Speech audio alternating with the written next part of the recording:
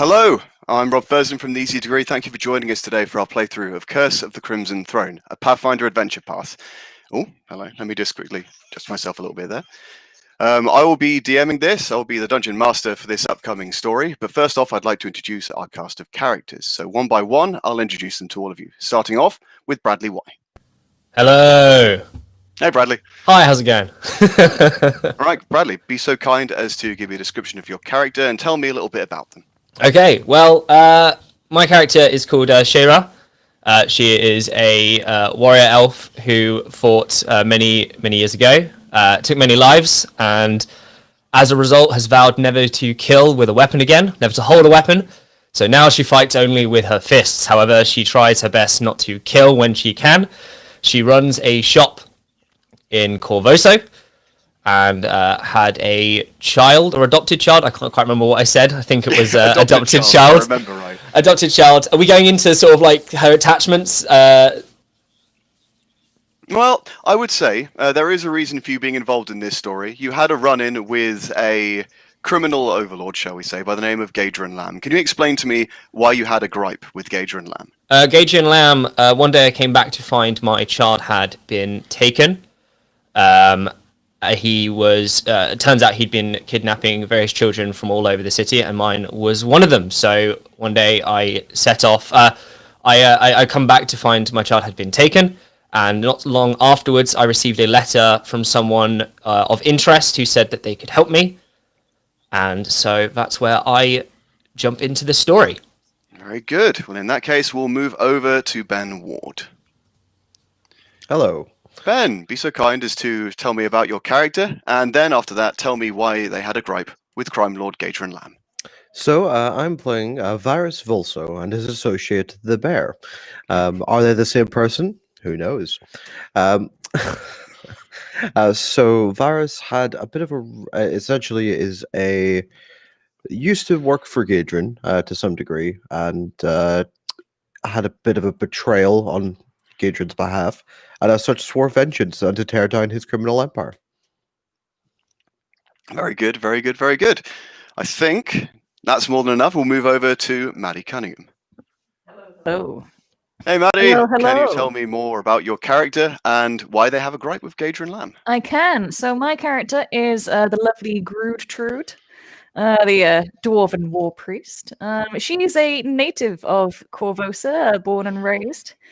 And while definitely well-intentioned, she does often tend to rub people the wrong way. She's a little bit of a busybody who tends to go around telling people how to do their job. But she will generally try and help out if you have a problem. And yeah, always happy to lend a hand. I don't know if I missed it. Did you explain why you have an issue with Gadrin Lamb? I did not. Just I do have an issue with Gadrin Lamb. What was that then? I was just a point on my live stream. It's just focused on Bradley. Oh yeah, it's yeah. I thought that was just my display fucking up, but it's kind of zoomed in specifically, isn't it? Just wants all the attention. And somebody in the chat confirm, are they seeing similar? For me, it's kind of like you've got Bradley in the top left, and then I could kind of see the upper corners of the other chats. Like I can see Rob's face, and I can see Noodles. Yeah, this is. And this we is can't weird. hear you, Bradley. Huh. Sorry, I had my mic turned off just to. It looks fine there. It's just I can't see. Yeah, fair enough. I was wondering whether that was what was displaying out. Don't worry, Ben. You'll get the spotlight. If it's showing correctly, then that's all that matters. Cool. Anyway, we've left one member of our party waiting in the wings for too long, so we'll move over to Tim Harrison. Hello, Tim. Into the light. Hi. sorry that took so long. Can you please tell me about your character and why they have a gripe with Gadrin Lamb? I can. Hobbs Tander, a now disgraced wizard, was a former court wizard who would perform to royalty and sort of dazzle them with spells that were, innocent nature. Unfortunately, there was a period where Hobbs was looking for a new vendor of some various spells or some not spells, potions that might assist in his magic. One of them being a healing spell, just in case anything went wrong. And he took it, and it was actually laced with drugs.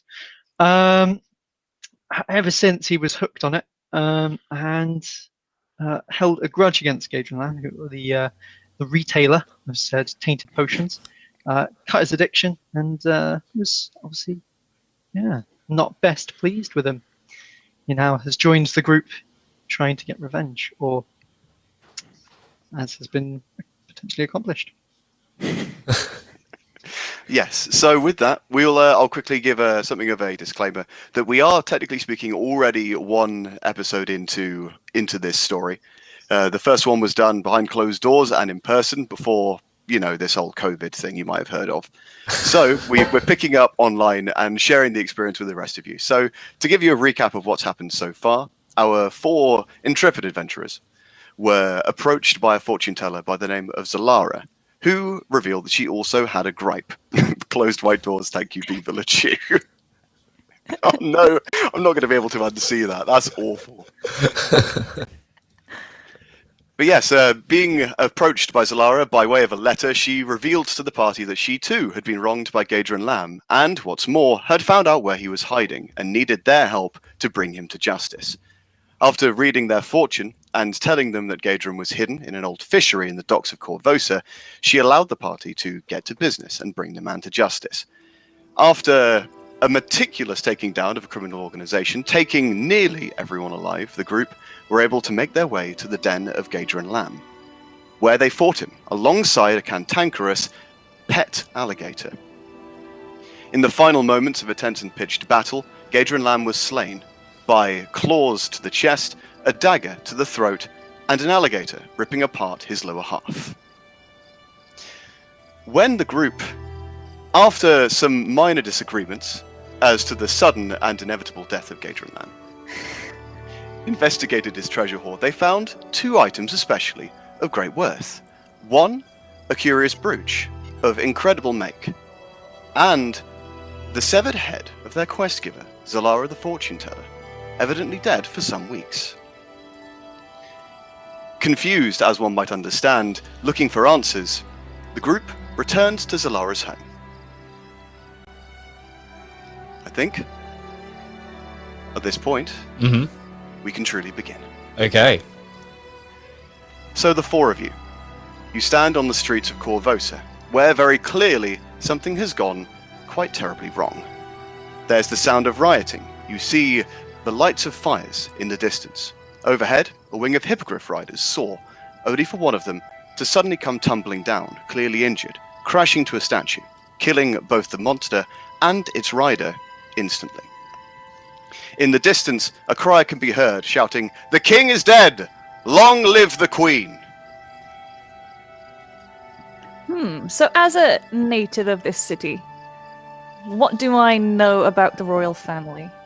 You would know that until evidently today, Corvosa was ruled by King Eadred Arabasti, a well-liked, if sometimes scandalous king.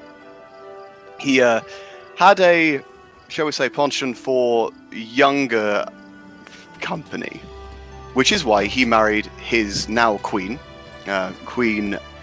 Oh goodness, now I've managed to forget names. This is already going absolutely... I knew I should have had just a big list of everybody's names in front of me, because I knew I'd end up forgetting at least one. I'm requiring a family tree. Could you bring in the whiteboard so we can see? Yeah, of course, of course. I need a genealogy report. Iliosa, there we go. Iliosa Arabasti. You would know that their courtship was scandalously short, and she was 17 years of age when she got married to the ultimately much older king. The king was known to be something of a, shall we say, a skinflint. He wasn't exactly well known for being generous with money, but he was ultimately known as a relatively fair and just ruler. His wife, however, is a very different story. She is very unpopular. She's been known to refer to this city as little more than a backwater colonial village. Oh, that's not very nice. How rude. It's just Phoebe Nichols' comment. It was a different time, and it was a fantasy time. Oh, I thought what you were talking about that Ben has 2 drinks. Ben does Is that have a sign? Look at us peasants of our 1 drink. Oh So, gosh. So how old was the king? The king was getting close to his late 60s at the time of his untimely passing. That's old in this world, right? Like 60s. 60s, Uh, pretty old. Well, the rich and the famous can afford methods of prolonging their life, but King Eadred was definitely getting on, even if he was still quite sprightly for his age. Hmm. Would, Is there anything would else you would Hobbs- like to know about the royal family? Do we know? What do we know? Did we establish what our opinion is of the new queen? Your own personal opinions on the Queen really are up to you. She's certainly not done much to endear herself to the populace before now. But by Okay. right of succession, she is the rightful Queen of Corvosa. Are we near the person who's been yelling out this whole Now, stuff? you can hear that there is a crier somewhere in the distance. You can also hear that there is definitely sounds of dissent. This news has not been taken well by the people of Corvosa. Okay. Do we pass any people on our way back to the place we were, the house? Well, as you do make your way back to the fortune teller's home, you would run into, well, mostly people locking their doors and shuttering their windows. And anybody you see out on the streets usually has torches and pitchforks aloft. This has all the makings of turning into a real riot, and quickly. The streets do not feel safe. Am I able to safely get someone, or is it all big groups of angry These people? are big groups of people. You're not seeing people walking alone, especially not right now. Okay, I'm gonna not try and incite anything, so I'm gonna just let it be. I'm gonna. Can I? Like, right. As they're passing, can I try and at least hear what sort of like individuals are maybe chatting? Yeah, absolutely. I'd like you to make a perception check for me, please, Bradley. Okay, let me just Or pull should up. I say, as is your character's name, Shara. Era. Right. That's one thing I will remember to do. Let's. Oh, and let me actually get this. Sorry, let me quickly get this to the actual rolly thing. There we go. Now for my perception check. Yes, Phoebe, we are live. All right, time for first roll of the session. Let's see. Right, let's do this. Let's see how we get on. Okay, perception check. Let me. That's right. Sorry, I've spent so much time in Pathfinder 2. I'm now trying to remember where the hell perception was on this. It's a skill, Bradley. It's a skill here. What is this? I know. like it always should have been. Nice. Have I rolled? Yes. You did. You got a did roll. 29. That's You're good 90. perception. That is damn. That is some perception indeed. I hope the rest of you realise that's the benchmark, right? You've got to meet that, good. otherwise it's definitely. But yeah, without any difficulty really, your keen elven ears are able to zero in on the conversations of the very clearly disgruntled citizenry around you, and most of them seem to be of a mind. The best summing up of it is probably a particularly disgruntled-looking dock worker, very, very clearly rough and tumble, a long day on the docks. Now to find this has him, our queen, I think not, over my dead body. Ooh. So people are not happy about this whole thing. No, the citizens are definitely not pleased with this turn of events. Okay. Alright, I think that this I'll keep going. I don't wanna Yes, and get involved in this too much. I'm sure the town guard will have it under control soon. Yeah. Hopefully. Wait, I Fingers forgot what my character's supposed to be like. Female, Bradley, you're a female. It's alright, you'll figure it out. It'll It's come fine. naturally, I'm You just choose a random new character voice at the beginning of each session. That's how roll. Yeah. Yeah. Thankfully this isn't recorded, so we can't prove that we haven't done the right voices each time. Exactly. This is where Viva La Tudor starts making an illicit copy of this. Explore yourself. I'm being told to That's the explore spirit. myself. Please, not on stream.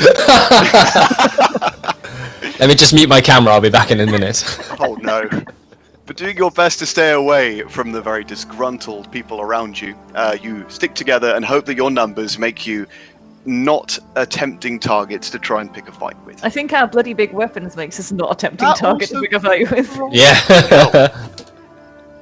But as you continue your way through the streets, you find your way to Zalara's home, where you were first given the task to track down and kill, or take captive, Gager and Lamb, however that turned out. That was And you killing find with that- a happy side effect. And you find rather than the well-lived-in hovel that you first met her in, the place now looks abandoned, ramshackle almost. The curtains now looking quite ratty. The furnishings very clearly, well, dusty and covered. And as you peek inside, a thick carpet of dust, only disturbed by yourselves when you must have arrived earlier, and also by the small troop of orphans who you sent to hide here previously. I don't like the look of this. There must be some explanation. We were here only a few hours ago. This doesn't feel well. I forgot about Ben's voice.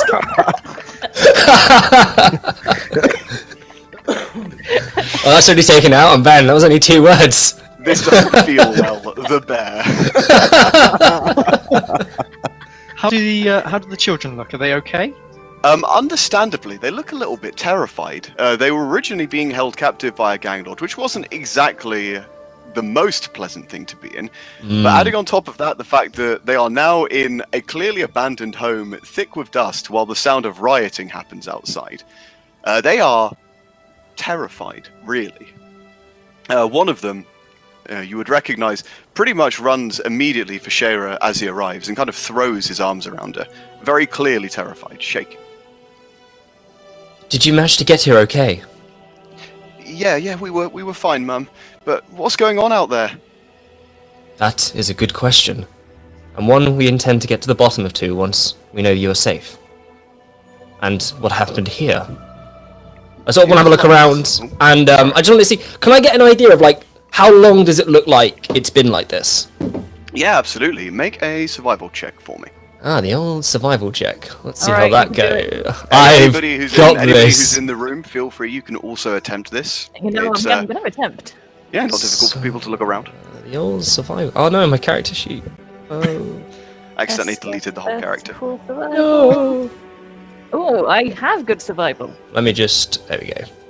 I do not. I do not. I have good survival. Rolled a 7. I There you can tell you, Vivalucci, they have not found their parents yet. It's been scan hours, if that, since they were first released from captivity. I mean, for me, the last time I saw this child was in February, so really, he means Been a nothing to me anymore. 17. That's pretty good. Yeah, Shayra and the bear, definitely not Varys Volso. You would be able to tell that, save for the movements in the dust below, clearly were made by yourselves. You recognise the tracks of your boots, and even just a quick comparison will tell you they are the same. Beyond that, you would imagine this place hasn't been used in somewhere between 3 weeks and a month. It's been, well, not lived in for quite some time. You even find underneath the table the remnants of the food that was left there for you. Only now, rather than relatively fresh if stale bread and water, the water now looks a little bit tepid, and the bread very clearly stale, going on mouldy. Oh, I think I'm glad I didn't partake. can I try and think of a way that... Does my character know of a way that this person could have communicated with us while she's very clearly not alive? Make a knowledge religion check for me, please, Maddie. Sure try. Can I I, have if faith. I'm... Oh, I am trained. As far as I hope you are. As you know. Yes. You would know that it is possible for the dead to still have their imprint on the world. Oh, give me 1 second. No problem. Sorry about that. That's all right. But yes, you would know that ghosts, spirits, shades, and all other kinds of spectral creature can leave their imprint on the world, especially those that died died having their life's work unfulfilled, or, for example, dying in more dangerous circumstances. In the case of, your fortune teller friend Zalara, having her head severed by a gang lord who had stolen her most prized possession might well be enough to do it. Now, you would imagine that you're probably dealing with the manifestation of some kind of ghost. Does anybody know how to deal with ghosts? I can't say I've had much experience. No, not me.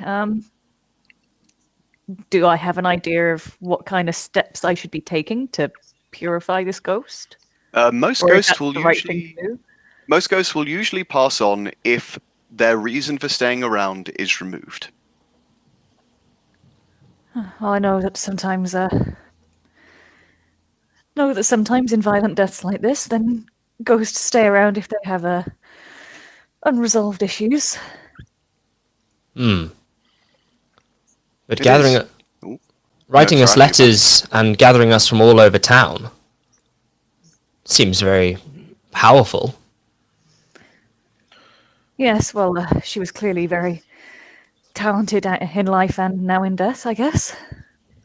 Yes, it is at this point that you hear a familiar voice from behind you of Zalara the fortune teller. And as you wheel around, you find her standing in the doorway, not at all looking dead, looking as fit and healthy as when you first saw her. So I think I should be able to. I'm gonna just quickly sort of stand in front of my child. I can't remember what his name was. Let me. For a dead left, you look My remarkably child. well put together. Bradley consults notes to remember child. Ah, Frasier. That was. I was like, well, I definitely wrote them somewhere here. Ah, yes, Frasier. Give me just 1 second. I believe. Oh no, I've lost it now. No, I actually had a handout for what she looked like, but it's fine. That can worry for another time. As you look on, the decrepit building around her almost seems to become suffused with colour again, as almost spreading out in a wave. The building takes on a similar, if still not quite right, appearance as you saw before, looking more like a lived-in home than it does the abandoned shack in which you now stand. I apologise for misleading the four of you. However, it was the only way I could ensure that things were put right. Why not come clean openly with us? Would you have believed me? Would it instead have been more correct for me to tell you that I was dead and wished to exact my vengeance, or would putting myself as a woman in need of help better garnered your sympathies? To be fair, I don't even believe I believe that now. Well, I can tell you that my story for the most part was true. Gator and Lamb stole my harrow deck, which you have retrieved, and I wish to see it returned. However, it was not my son who died attempting to recover it. It was myself. May I ask, how long have you been dead for? The days already begin to blend, but I believe it's been somewhere close to 3 weeks since my passing. Well, If you're dead, what use is our harrow deck to you now? Why, that is an excellent question. For the harrow and me are one at this stage. It is my one remaining link to the world, and even that link very quickly grows dim. Keep it with you, and the cards within will forever light your path.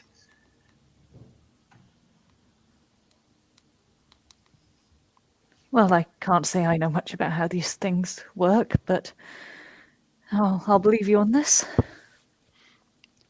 Well, wherever the deck goes, I will not be far behind. If you ever wish for a reading, simply place down the cards. The magic within will take care of the rest. But the cards are not the important thing here. The four of you are. As strange as you may be now, the four of you are fated to be something much greater. This city is due to enter a great period of turmoil. And the four of you are the key to saving it. Well, I think it's already begun. It seems like we have a change in management, as it were. The king has died, and the queen has taken his place. I feel it'll make no difference to the rest of the city, though. Oh, a sudden swelling. It's like, shit, am I supposed to be getting more epic than this? battle music comes in. Bradley, Luke says to update the tags on the stream. I don't know how to do that, but Oh no. I will have a look. Well then, events are already in motion, and just as the four of you have been put together, the gauntlet of challenges also makes itself known. Have faith in the cards that I drew for you. Remember the path that you will follow, and remember that no matter how dark times may seem, fate has great things in store for you.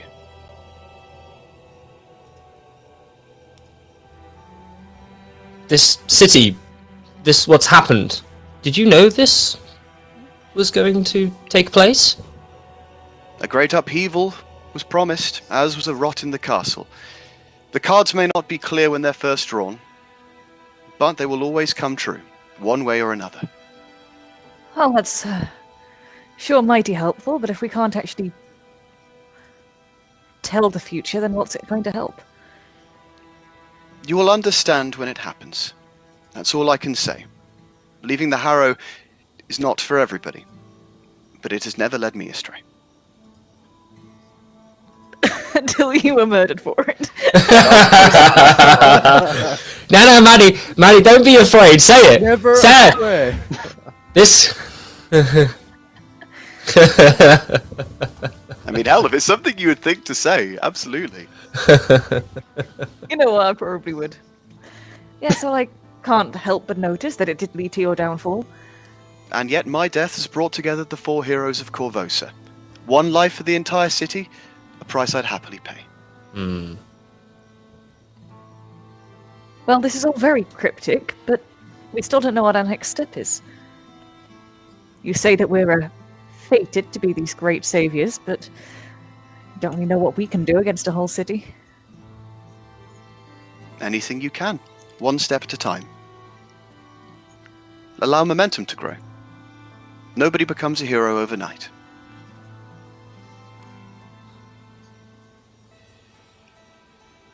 But alas, my time, I believe, is at an end. I wish the 4 of you luck. Just remember, no matter how dark things are, you are fated to be something more. Goodbye. As she says this, her form becomes more translucent before becoming little more than one small single mote of light, which, winding through the air, hits the tarot deck on the table, which becomes suffused with light for but a second, and then becomes dim. Hmm. Shall I take that then? Yes, Pointing to the- I suppose. I'll put it in my bag of many things. Yeah, you put the deck somewhere safe in your bag. Well, I suppose our first step is we need to figure out where these children are staying. Wow, that didn't sound at all suspicious. Well, yes, you have managed to, shall we say, adopt a small coterie of abandoned children. How many are there? There is, if I remember correctly, a good dozen of them. You were able to you were able to rescue from Gadrid Lamb's clutches. What if? Can I do The- like a knowledge local kind of thing to figure out what kind of place would deal with this? Yeah, absolutely, you can make a knowledge local check. I believe they're called orphanages. Deal with this. No, I'm untrained in knowledge local. I know nothing. That's- I'll roll a knowledge local. That sounds like an issue. What about knowledge engineering? Knowledge engineering, funnily enough, will not help you here. Someone was saying I'm peaking in the chat. Am I sounding any better at the moment? You are a little bit, maybe a little bit up. I don't know how you are compared to me or A anything, little but bit up, eh? Is that any better, or has that not really made any difference? I think that's all right. Okay. Doesn't that just mean, Bradley, you've raised your voice slightly higher? Yeah. But no, keep me updated in the chat if I'm sounding too hot. But yeah, sorry, orphanage. I mean, Yeah, well, trying to find an Varus. orphanage. Sorry, not Varus, the bear, the vigilante who knows about orphans. And this is a new and exciting dynamic. But don't turn to the camera and go, yeah, that's me. You would know that, generally speaking, most of the churches would have some kind of, I guess, program for taking care of orphans. Although in many cases these might simply be missing children, in which case the city guard or the guard of Corvosa would probably be better set to assist. Whether or not they'd be able to, with things being as they are, is another matter. Well, normally I would suggest we take them to the city guard, but given the current circumstances, they might be a little bit preoccupied. Maybe a church? Well, that's something I didn't do. I didn't explain why I hate Gadrin Lamb. He framed me. He Quick framed me recap. for a murder. And I was excommunicated from my church, and that's why I was angry at Gadrin Lamb. But There we go. when we killed Gadrin Lamb, we also found information that exonerated me Bradley's Why- been very tickled by that. Why? hasn't he? This just feels like an anime where suddenly in the middle of a scene, the character goes, "Wait, I have character." And after that brief recap, Yes, yeah. Thank you, thank you. I'd completely forgotten you hadn't actually said after I'd asked. That's bad. That is bad. well, we got there. Well, I do have business at the church. I have to actually go clear my name, which sounds a bit strange to say. Perhaps they could take them in for the moment. Either that or we leave them in this haunted house, so... The horrible part of Hobbs is just thinking, what if I just use days on them and we all run?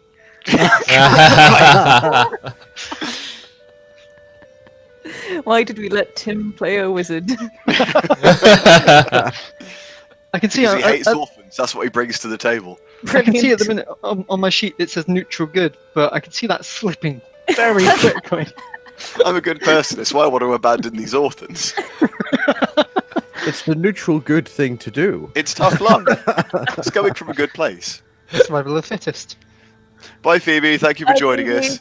Merry See you Christmas if I don't see you Bye. before. See ya. Laters. Ah, brilliant. So the plan at the moment is either City Guard or Maddie's church, the Church of Abadar, the Lawbringer. I feel like I trust the Church of Maddie more than the City. Oh wait, should I do this in character? The Church of Maddie? The Church of Maddie. That's why she got kicked Oh hail! out. Trying to find her own religion. I think the church is probably more suitable than the City Guard right now, given the current state of things. Yes, they're good people. So is it like nighttime? Is it actively rioting outside? It was late night, now going on to early morning. The firelight pretty much is a prelude to dawn. Hmm. So that was a very fancy sentence there, Rob. Thank you. How far away is the church, roughly? You'll be walking towards the centre. You've been in kind of Old Corvosa's Docklands, which is a fair jaunt away, to say the least. Well, we can't really get there quickly, so we might as well go when it's safer. You presume that it's going to get safer anytime soon. If anything, things will only get worse. It doesn't look like they're getting any better right now. Well, between us, we should be able to protect some children on the way to a church.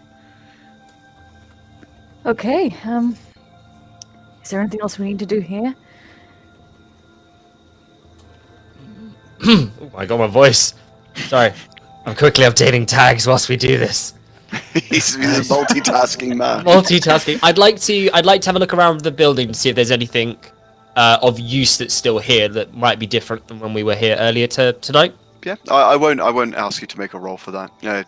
You pretty much spend a concerted effort looking around the room and find that anything that was valuable has been taken at this point. And this place very clearly was stripped clean with Okay. the death of its owner. I won't question that. Carry on. He'll Thanks, allow it. Bradley. Oh, hello, Luke, for the second time.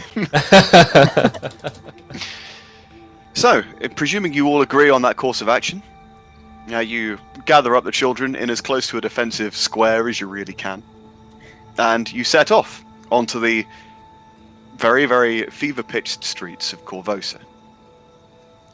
As you step out, you find that the number of people in the streets hasn't really lessened. If anything, you think they may well have been added to in your short talk with what remained of Zalara the Fortune Teller. But, hoping that perhaps rioters aren't going to be as interested in attacking a bunch of orphans, you set off. I don't know. Maybe that's what they're writing about. We don't know the full story. Yeah, these kids. Well, you reckon these writers specifically hate orphans? This is what they've taken a stand against. This is for making us feel bad. Get him! Those monsters. God. Anyway, as you continue your way down the streets of Corvosa, you come across more and more rioters, these ones now being more and more open and overt about why they are so angry. Cries such as "kill the usurper" and "hang the queen" become much more common as you go along. This kind of open dissension hasn't been seen on Corvosa's streets for a very, very long time. Oh, I have a cat here about to walk across my keyboard.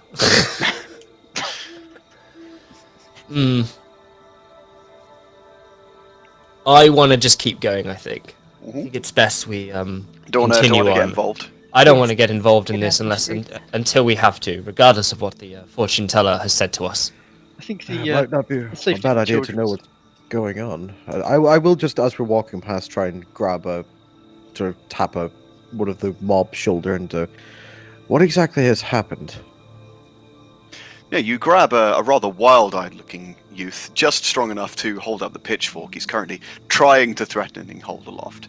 And as you grab him, he turns around to you and gives you almost a look of disbelief. It's like, well, the king's dead, and that How? bitch of his has taken the throne. How You not did heard the king- cries? I've heard the cries, but how did the king die? How do you expect me to know? I assumed if you're up in arms about it, he was murdered, not just dead from choking on food or something. The king was murdered? I don't think so. I'm asking you. As you talk, some of the other people in the crowd, apparently picking up on the king was murdered, look around and they effectively begin joining in. It's like, the king murdered! I will, Regicide! I will go down with that sort of thing and walk away. Down with that! God, this really is a vigilante. He's stirring up crime in the doing it, he's city. doing it. Don't start a riot. How many people are in this crowd at the minute? There's a strong 24 of them. Oh, It's fine.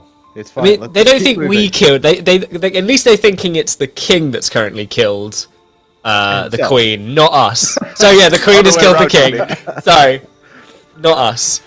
But as you go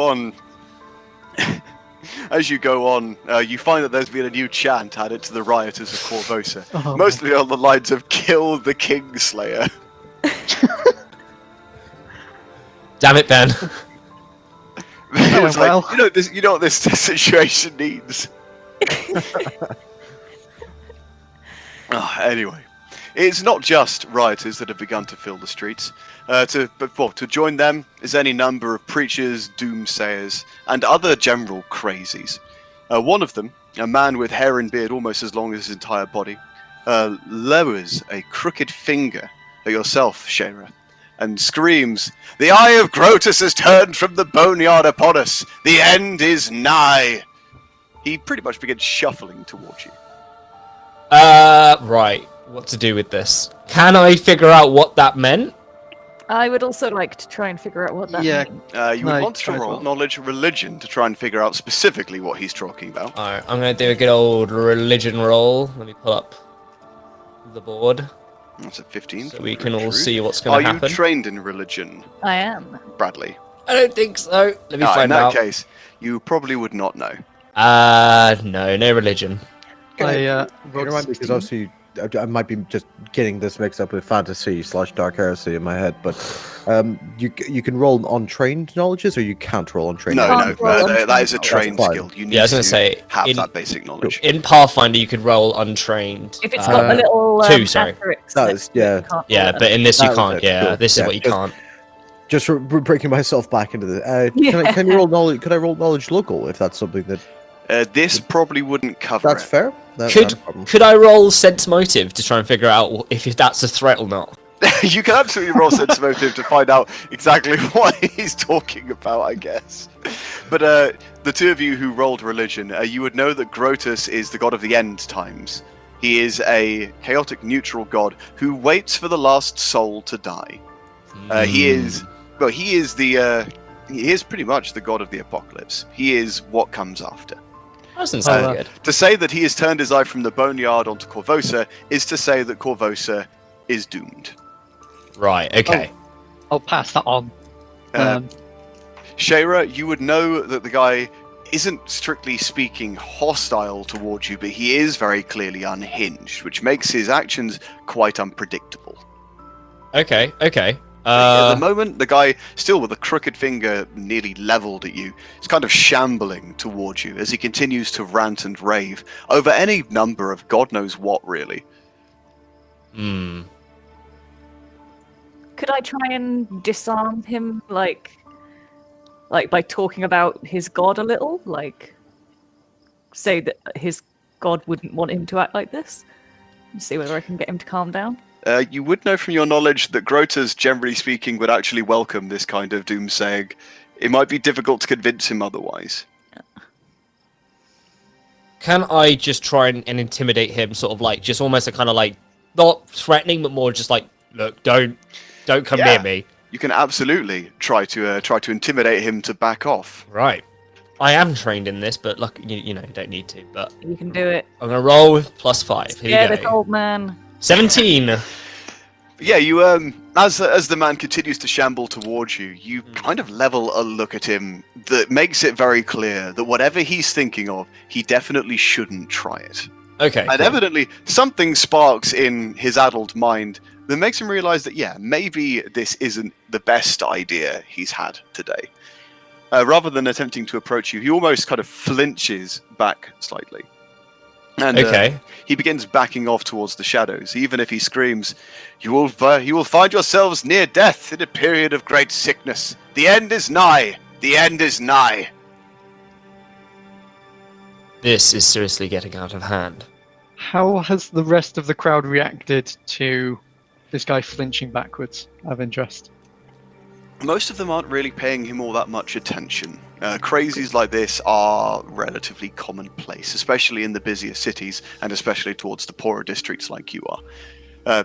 To get a guy to back off like that isn't really an uncommon thing around here. Good. Okay. But yeah, as you move past him, you take note just how filthy the guy looks, and you realise that you probably very much dodged a bullet by not letting that guy come a bit too close to you. Also, why have you zoomed in on me for that? Well, you're DMing. I guess. I mean, I but prefer being able to see your technically faces. he's always DMing. I don't mean just in game. I mean like outside of game as well. While This is how I am. Perpetual me. DM. There we go. Now we got full Rob. That's better. That's better.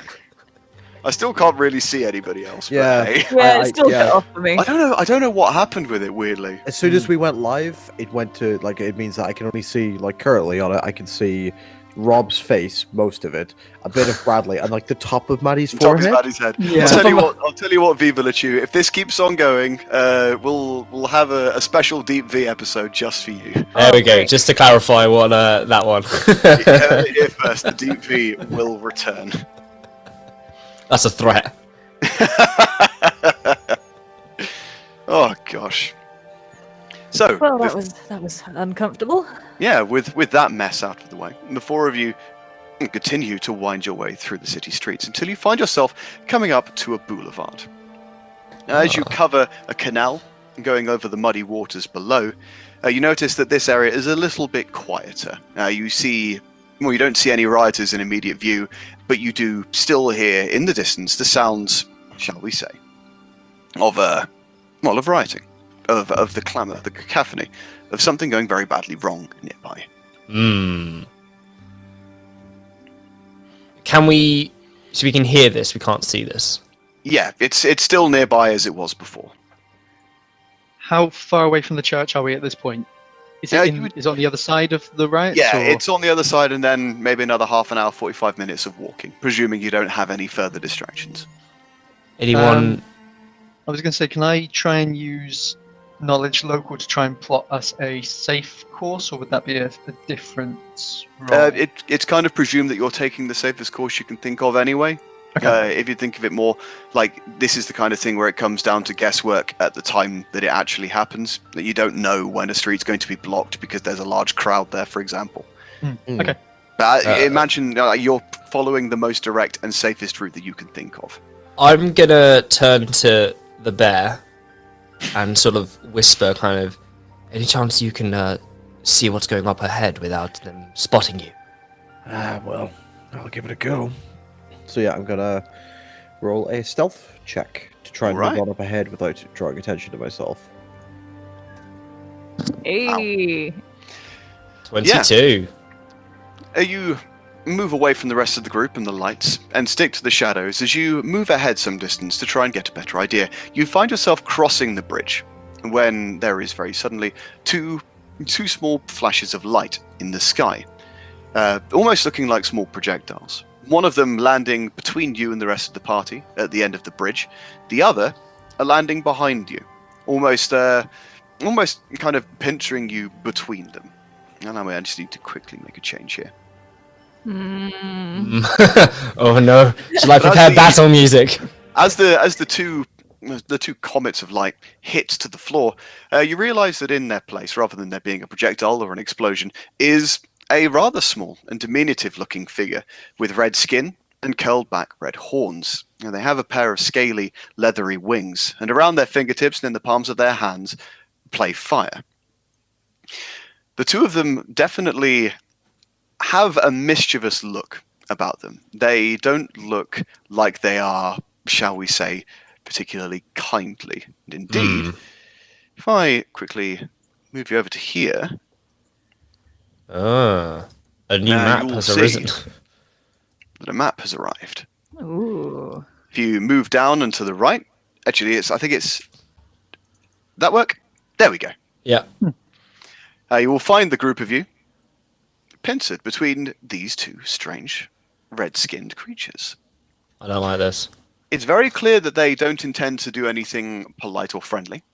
So as a result, I'd like everybody to roll their initiatives for me. Alright, do they see me, or was I able to sort of get out of way of their... The two of them very much seem focused on the group still on the bridge. Also, presume that the orphans are here, but simply not covered, because I don't really want to have You're to not deal going to roll with... the initiative for the orphans? No, we're not going to have an initiative roll for the orphans, funnily enough. I want each individual orphan, please. Go on, Jimmy, fight! Yes, Right. also, while we're here, Tim, I've noticed that your character, you've not put in his health. Yeah. So put in his HP for He's me. actually immortal, so. No, he's Doesn't actually matter. dying 'cause he's on 0 HP. Oh. Oh It's only no. when he's in a combat that he realises just... Joke's on you, I'm the other spirit of the Harrow deck. Oh no! Oh no. Yeah, I got 21 on my initiative, Rob. There we go.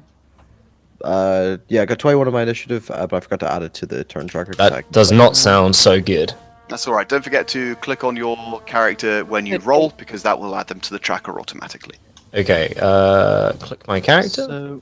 So, Rob, on the sheet that we've done together, Yes. we've got 2 as my dex bonus, and then 4 feats. In that Yeah, you bit. have a 4 feet bonus because you took improved initiative. It will make your initiative roll +6. Okay. Rob, just to clarify, whereabouts is initiative? Sorry, on my my sheet. If Oh, you there we have a go. look. Initiative. You There got we yep. There we go. Yeah, so click on your token, and then when you roll, it should add them to the tracker automatically. 8. What a great initiative.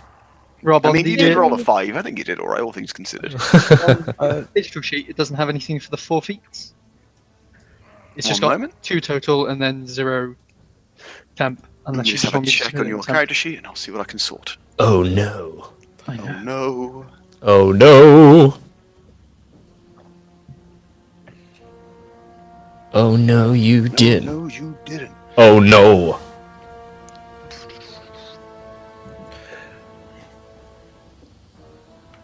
That was weird. I'm just seeing my character sheet changing. It's now Yeah, that's just me taking control. Possessed. Don't worry, don't worry. Nothing to worry about. Assuming direct control. Rob's going to What's play her this name's game by back? himself if he can help it. Now Yes. to remember what spells I took. It's alright. I'll just put it in as a 4 temporary. So Sweet, that should okay. take care of it. Just remember it that Nice. way instead. okay. We'll do. Cool. I will roll now. Oh, strong. I have You some didn't mild click back. on your character though, so it didn't add to the sheet. When you roll an initiative, don't forget to click on your token, because that will then add it automatically. Damn. Do you want me to re-roll? If they're Nope, it's unaware alright. of me, Rob, I've still do I been able move to in a touch you. surprise? Do I move in a surprise round? No, that would be if you had effectively, if this is the other way around, but they've not really tried to take you by surprise, they've just arrived to attack. Fair. Anyway, that means we can go to the top of the initiative, Okay. which means the very first person to go will be Hobbs the Disgraced. Oh no. First thing I'm probably going to do, if I'm honest, is cast magic armor on myself.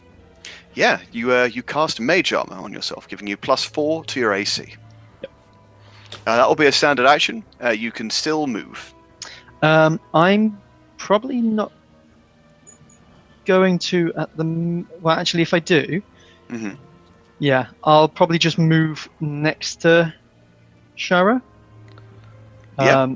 Just so that I can, well, not be in direct line of Shara's attack. That's smart. That's a good idea. That is a And, good decision. Probably end it there. Yeah. Now that will be the end of your turn. That's all your actions, which means we can head over to the bear. Cool. So in this instance, so we got to do that. I'm going to go up for this dude here, and Mhm. what I'm going to do is I'm going to quick draw one of my throwing axes, and I'm going to toss that directly into him. All right. Right now, I'm just trying to say. Hopefully, I've set these up correctly. I might have fucked up in terms of how these. You're filling me with confidence here, Ben. You've done it, Ben. So it's a 12. Okay, 1 sec. Hang on a minute. Why is that not working? Oh, sorry, I didn't mean to click on that. Apologies. It's all right. We now have it anyway. To do right. So, unfortunately, I don't want to keep on calling you, unfortunately, the bear. But I also feel like, unfortunately, I also Bear. accept Mr. Bear. Mr. Bear. I'm just going to start calling you your actual person name because that's easier. Unfortunately, Varus, as you loose a throwing axe and toss it overhand, it goes a little bit wide, smashing into the stone wall next to the creature, missing it. Hmm. Which just so happens to garner the attention of the imp that you Oh, attempted no. to strike. And with a manic high-pitched giggle, it turns on you, and with a very sudden speed, comes rushing at you. These are not good. This is Bradley, I'm indeed the assuming you opposite have of a a good higher dex than me. I got 3. Is that Yeah, higher? That is higher than me. Okay, cool. Yeah, I'm pretty dexterous. Hashtag brag. Ben, does 11 hit Varus's AC? Does 11? Do you not mean 19? 19. I was gonna say, it's like 11. Ben, no, you should have 19, rolled yes. it. It's my turn to not know numbers. 19 does, yes. Okay. The imp rushes towards you, and you realise that instead of a regular whipping tail, the thing appears to have a stinger, which, whipping up and overhead, comes smashing down into one of your biceps. You take 2 damage. Thank you for the sound effect, Bradley. That's right, you know? I'd also like you to make a fortitude save for me. Oh, I think it's important that the sort of sounding good. I think that was pretty well timed. I'll say that was a good one. 11. Unfortunately, that is not enough to fight off the poison in the stinger. Oh. Now you're poisoned for the next 6 rounds. What, what does poison do again? It will depending on its frequency and its effect, it changes. So, Cool. when the poison first hits you, for example, you take 2 points of dexterity damage. oof.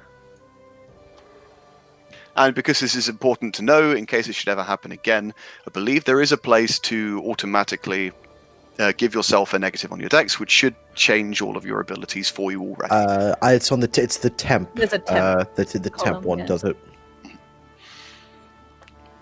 And then, it's job done for now. The other is going to go for yourself, Gertrude, as you are the closest. Fight me. Don't say that. You know what happens when you invite things to fight you. This happens. Does 19 hit your flat-footed AC? Yes, yes, it does. In that case, you take also just 1 point of damage, but I'd like you to make a fortitude save for me. Oh, good. You are, however, able to fight off the poison, Yes, and okay. you do not take dex damage from the sting. Well. Shayra, it's All your right. turn. Hi. I'm going to. Well, to start with, I'd like to use my martial flexibility. Yep. I can't remember exactly the options I have. I tried to like quickly just look it up, but it's a big long list, and I can't remember. I remember I took. I'm trying to figure out what I'm looking for, so I can figure out what range I've got as my group. Say, let me see. There is usually a decent list of these. So.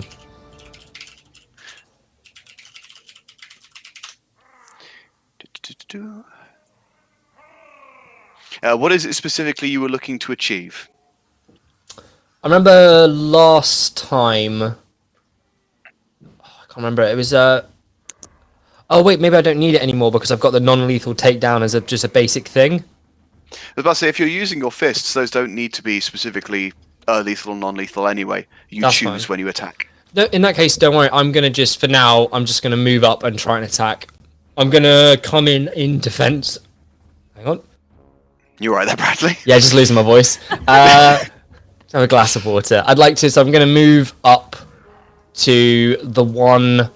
Do we get flat-footed in this if you're flanking? No. Instead, you get a +2 to attacking a creature if you're flanking with them. Okay, I'm gonna move up and come and flank this one with the bear. Okay. And I'm gonna. So I've got my. I'm gonna use Brawler's Fury, which is 2 attacks. Mm-hmm. Here we go. And I'm gonna make my attack roll. So I believe that is -2 to both attacks. Okay.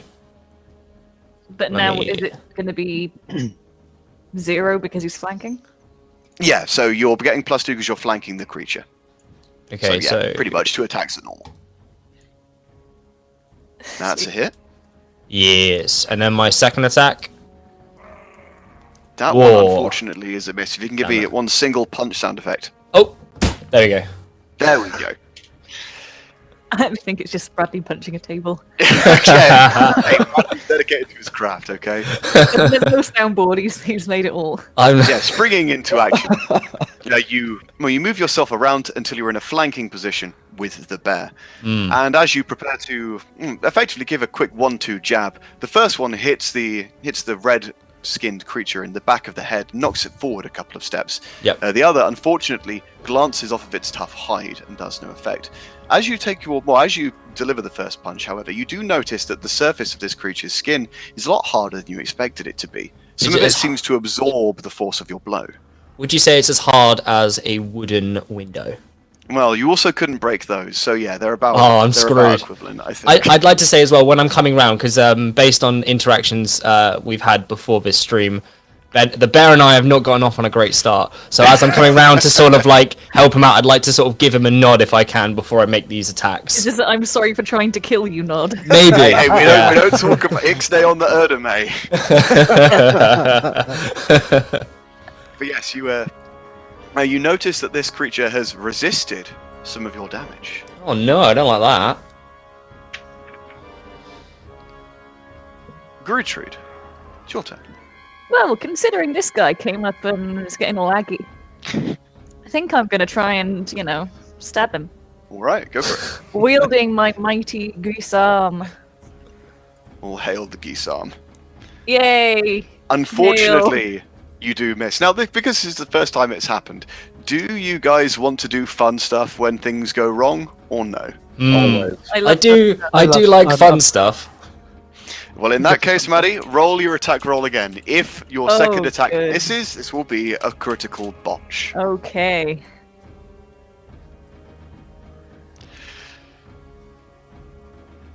Gertrude, that is a critical botch. Oh no. Now, let me. I used to have a really decent app for this, actually. Oh no. I used to have the critical botch deck of cards, and I remember that involved a Hydra knocking itself out, and the party That was so good. the party just surrounded and just like shanked it to death. Yeah, And we I just was beat like, the "Oh." shit out of it. Ben was so annoyed because he'd like build it up as like this big bad, and then yeah, it just it just got fucked. I was like, "Damn rules!" Hold it to you. Oh, that was funny. Oh, it was. Okay, there we go. So that's a melee weapon. Okay, there we go. That's fine. So, Gertrude, you decide to give this attack your all, putting the full weight, the full strength of your body behind the blow, which does mean, unfortunately, that when it misses, you find yourself off center. You're taking a penalty on all. You're taking a -1 penalty on all attack rolls until you score a critical hit. Oh god. Whoops. I We're gave you doing guys right. the opportunity to not have this. It's fine. And this is we fun. go back round to the top of the initiative, Okay. which is why it's my great pleasure to announce that further things go wrong. No, I don't want As- further things to go wrong. In the air above, you hear the flapping of wings as no fewer than 4 more creatures enter the fray. Oh dear. No. These ones look to be almost like dragons in terms of their shape, but they're far too small, really, to be considered that. They're Good. practically they're tiny, about the same size as the small red-skinned creatures that you've been fighting, and well, while they occasionally seem to breathe out small hisses of fire, they don't look anywhere near as threatening, really.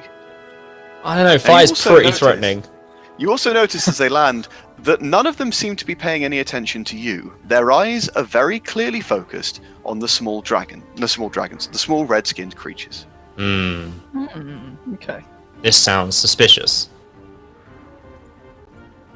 Anyway, Hobbs, it's your turn.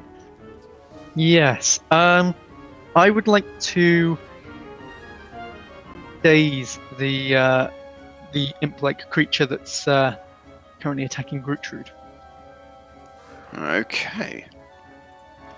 Gertrude. Yeah. The fucking name. You got something wrong with that name, Bradley? You got a problem? I'm just saying, only a random roller could come up with a name so great. The random rollers gave us Lord Tumblebees. All praise. All praise. Do you want a description of what daze does? No, it's all right. I've just loaded it up myself. So the creature is going to attempt a will save to not be dazed.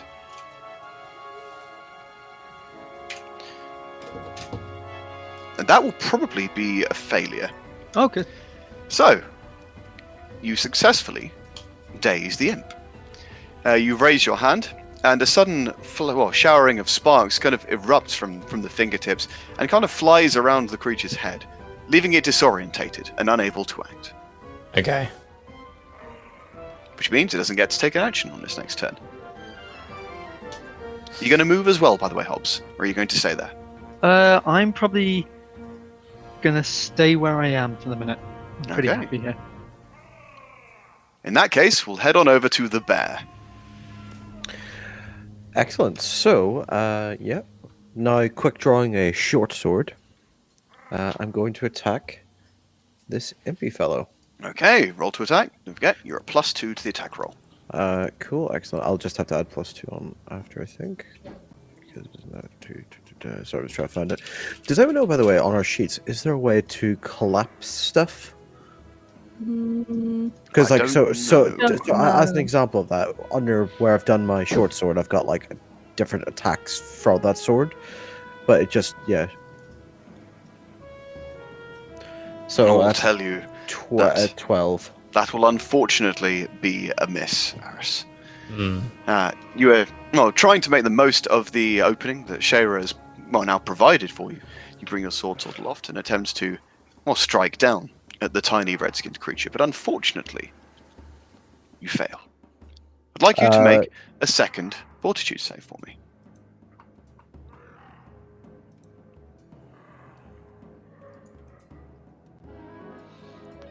You are, luckily, able to fight off the effect of the poison. You are no longer affected. Some good news there. Now, we'll head on over to the first of these mysterious dragon-like creatures that arrived. And, ignoring you completely, Shayra, this one kind of scuttles across the floor straight towards the red-skinned creature, and, with zero hesitation, attempts to both bite and sting it with its own tail. Interesting. Very So interesting. dramatic. I was about to say, the music just really swelled up all of a sudden. Oh While my the stinger god. misses, the creature is able to hit with its bite.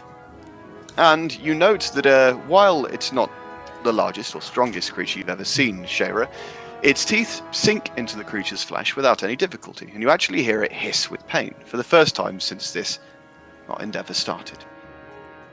The second small dragon-like creature will follow suit.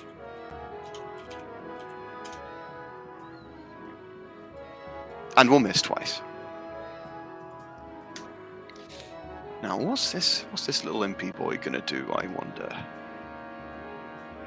And first off, he's going to take a 5-foot step, so he's not being flanked by 4 people at once. Because, you Sensible. know, that's how pain happens. And Classic. he's going to keep on, I think he's going to keep on trying to go for you, Varus. You're the one person who's been injured the most. So he's going to have a little sting at you. Bring it on. I told you, don't say that. You know what happens. Maddie and Ben like to incite challenge. Fuck. I did warn you. I told you. You take 7 damage, Oof. and I'd like you to make another fortitude save, this time at +2. 2 seconds, someone. Then another fortitude save. That's 20, not including. Yeah, you're fine. Having already fought off this strain of poison once before, the second time around has very little effect on you. You very quickly shrug off the worst of the poison, if not the worst of the injury that it's provided you. This here imp is currently dazed and gets no further actions, which gives these 2 house drakes a perfect opportunity to come in and wreck face.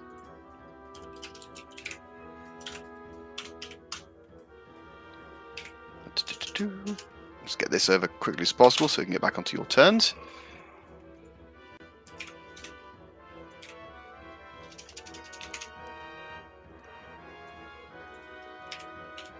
That's the problem with lots of little things. Especially when they're not the strongest creatures that you'll ever see. I mean, I think they've done the most damage out of all of us. I mean, Well, yeah, but that's the power of luck. Just the like other the goblin, the noble Yeah. goblin. Well, the other two dragons on the other side of the bridge begin flanking the second of the 2 red-skinned creatures, and also begin to very slowly whittle away at it. Shayra, it's your turn. Hello. I'm going to continue. So this one, this thing here is not paying me any mind. Okay. I'm gonna try my best to yeah, I'm gonna move around here, Mhm.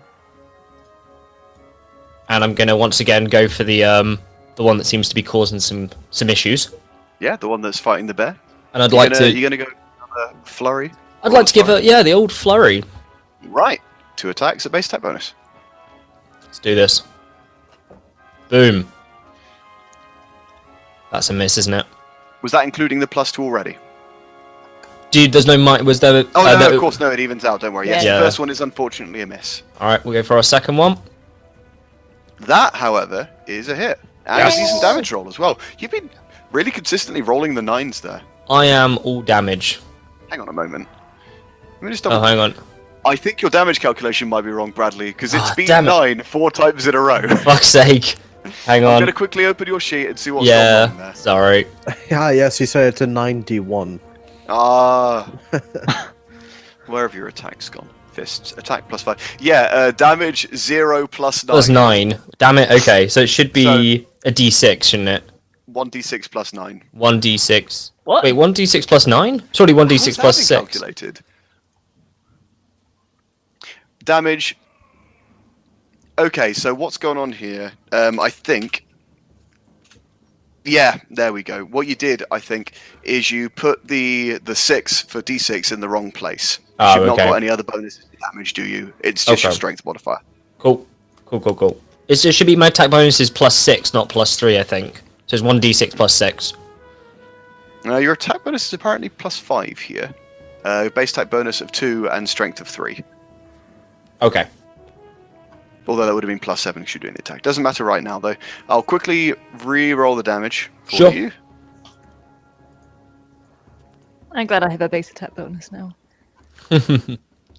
Unfortunately, while you do hit the creature, your fist is not enough to get past its damage resistance. Hang on, I hit the creature, do I?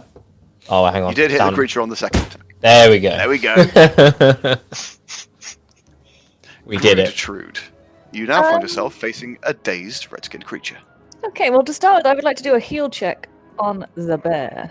'Cause it seems like he's taken a couple of little chunks, so I'm gonna Alright. see how he's doing. Hello, by the way, Soup Governess. Hello, Soup Governess. Welcome, Soup Governors. Thanks for coming. There are no guns. Guns were banned. But my backup gunslinger character. No. Grudstrude, you're able to tell that the bear has taken significant injuries. He is maybe halfway to the floor. Half's fine. Oh, thank you, wise and caring healer. And I'm gonna try and hit this little bastard. Okay, go for it. I say try. Maddie, don't anger our new allies. Our temporary allies, I should say. You are able to hit. Yay! And do minimum damage. Yeah, not very much damage. As with before, the red-skinned creature resists the majority of the damage that you've given it. But a little bit does go through. You do knock it slightly askew. Hmm. And we're back round to Hobbs. Hobbs and Shaw. I'm not sure what to do now, actually. I'm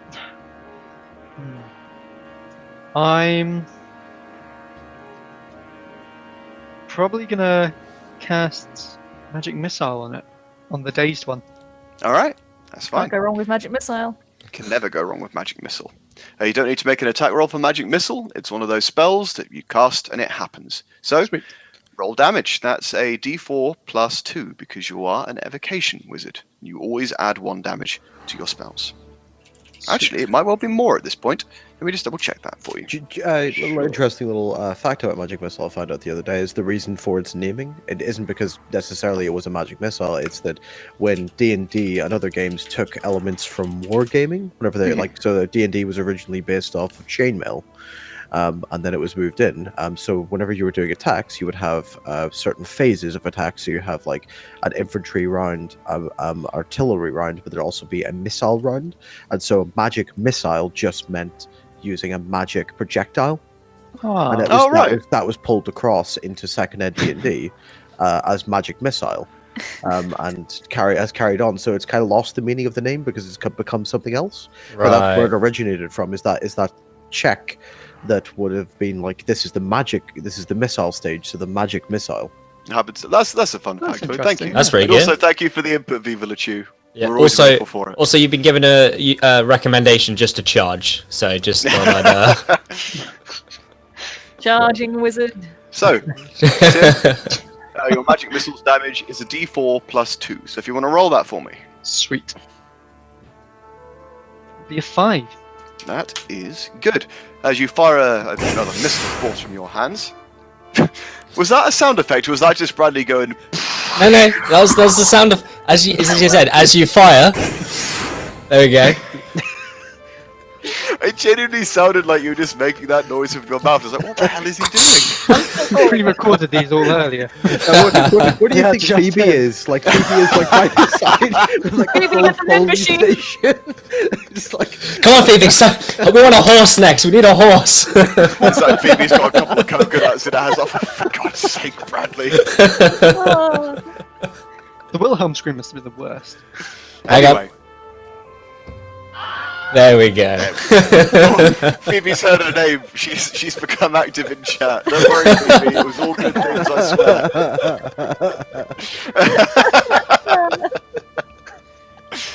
Oh, gosh. Anyway, as you fire your missile of force, Hobbs, you realise that it has ignored the resistance of this creature. It's probably one of the most damaging attacks that's been performed today.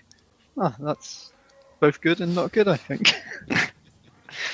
Which means we can wheel back around to the bear. what a wheel back around that is, as I attempt once again to attack with my short sword. Here we go. Do it. Stab it. So that's 15. That is Firstly. unfortunately still a miss. Ah. You're not having a good time of it today. I am not having a good time of it. Don't worry about it, I got It's you. because it's the poison. The poison set you off. Well, Oh, hey, Virtutopia, thanks for joining. Yo. So I think Yo.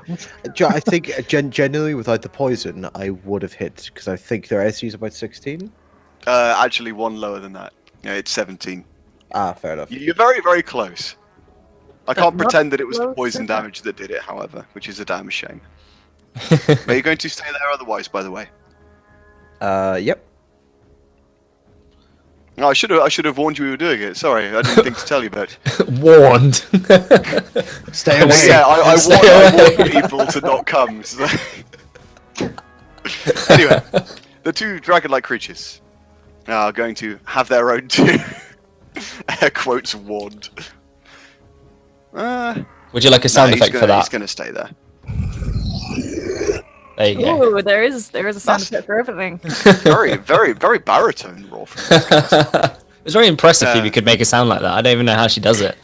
The first of the two micro dragons do not do. There we go, the warning noise. As Covenant put it. You have been warned. No, the two dragons don't do anything of note, which means it's time for this guy, this one over here, to continue trying to take you down. I don't know why he's going for you, Varus. He's not actually done any damage to it as of yet. So he's going to instead hop up there, and he's going to focus on you for a bit, Shara, I think.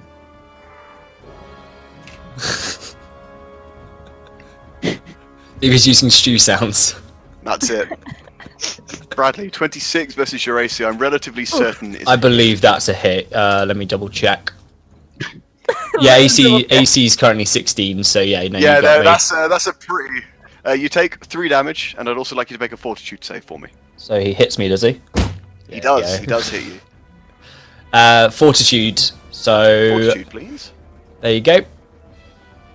But you are able to fight off the poison, so Yeah, take that poison. could be worse. And I'll take my damage. Yep. Meanwhile, this guy over here is no longer dazed. Oh, no. So, less than happy with you, especially Hobbs. He's going to take a 5-foot step towards you, and he's going to attempt to sting you. And I'm guessing that will be a miss. Now you put mage armor on yourself. Yeah, I believe so, because it's what, +4 armor bonus? Yep. So just adding that onto 10, you'll definitely be fine. Yeah. The creature lets out a hiss of frustration as its attack fails to land. And Dragon's gonna get back to trying to fuck these guys up. I mean, mostly succeeding. Yeah. This might actually...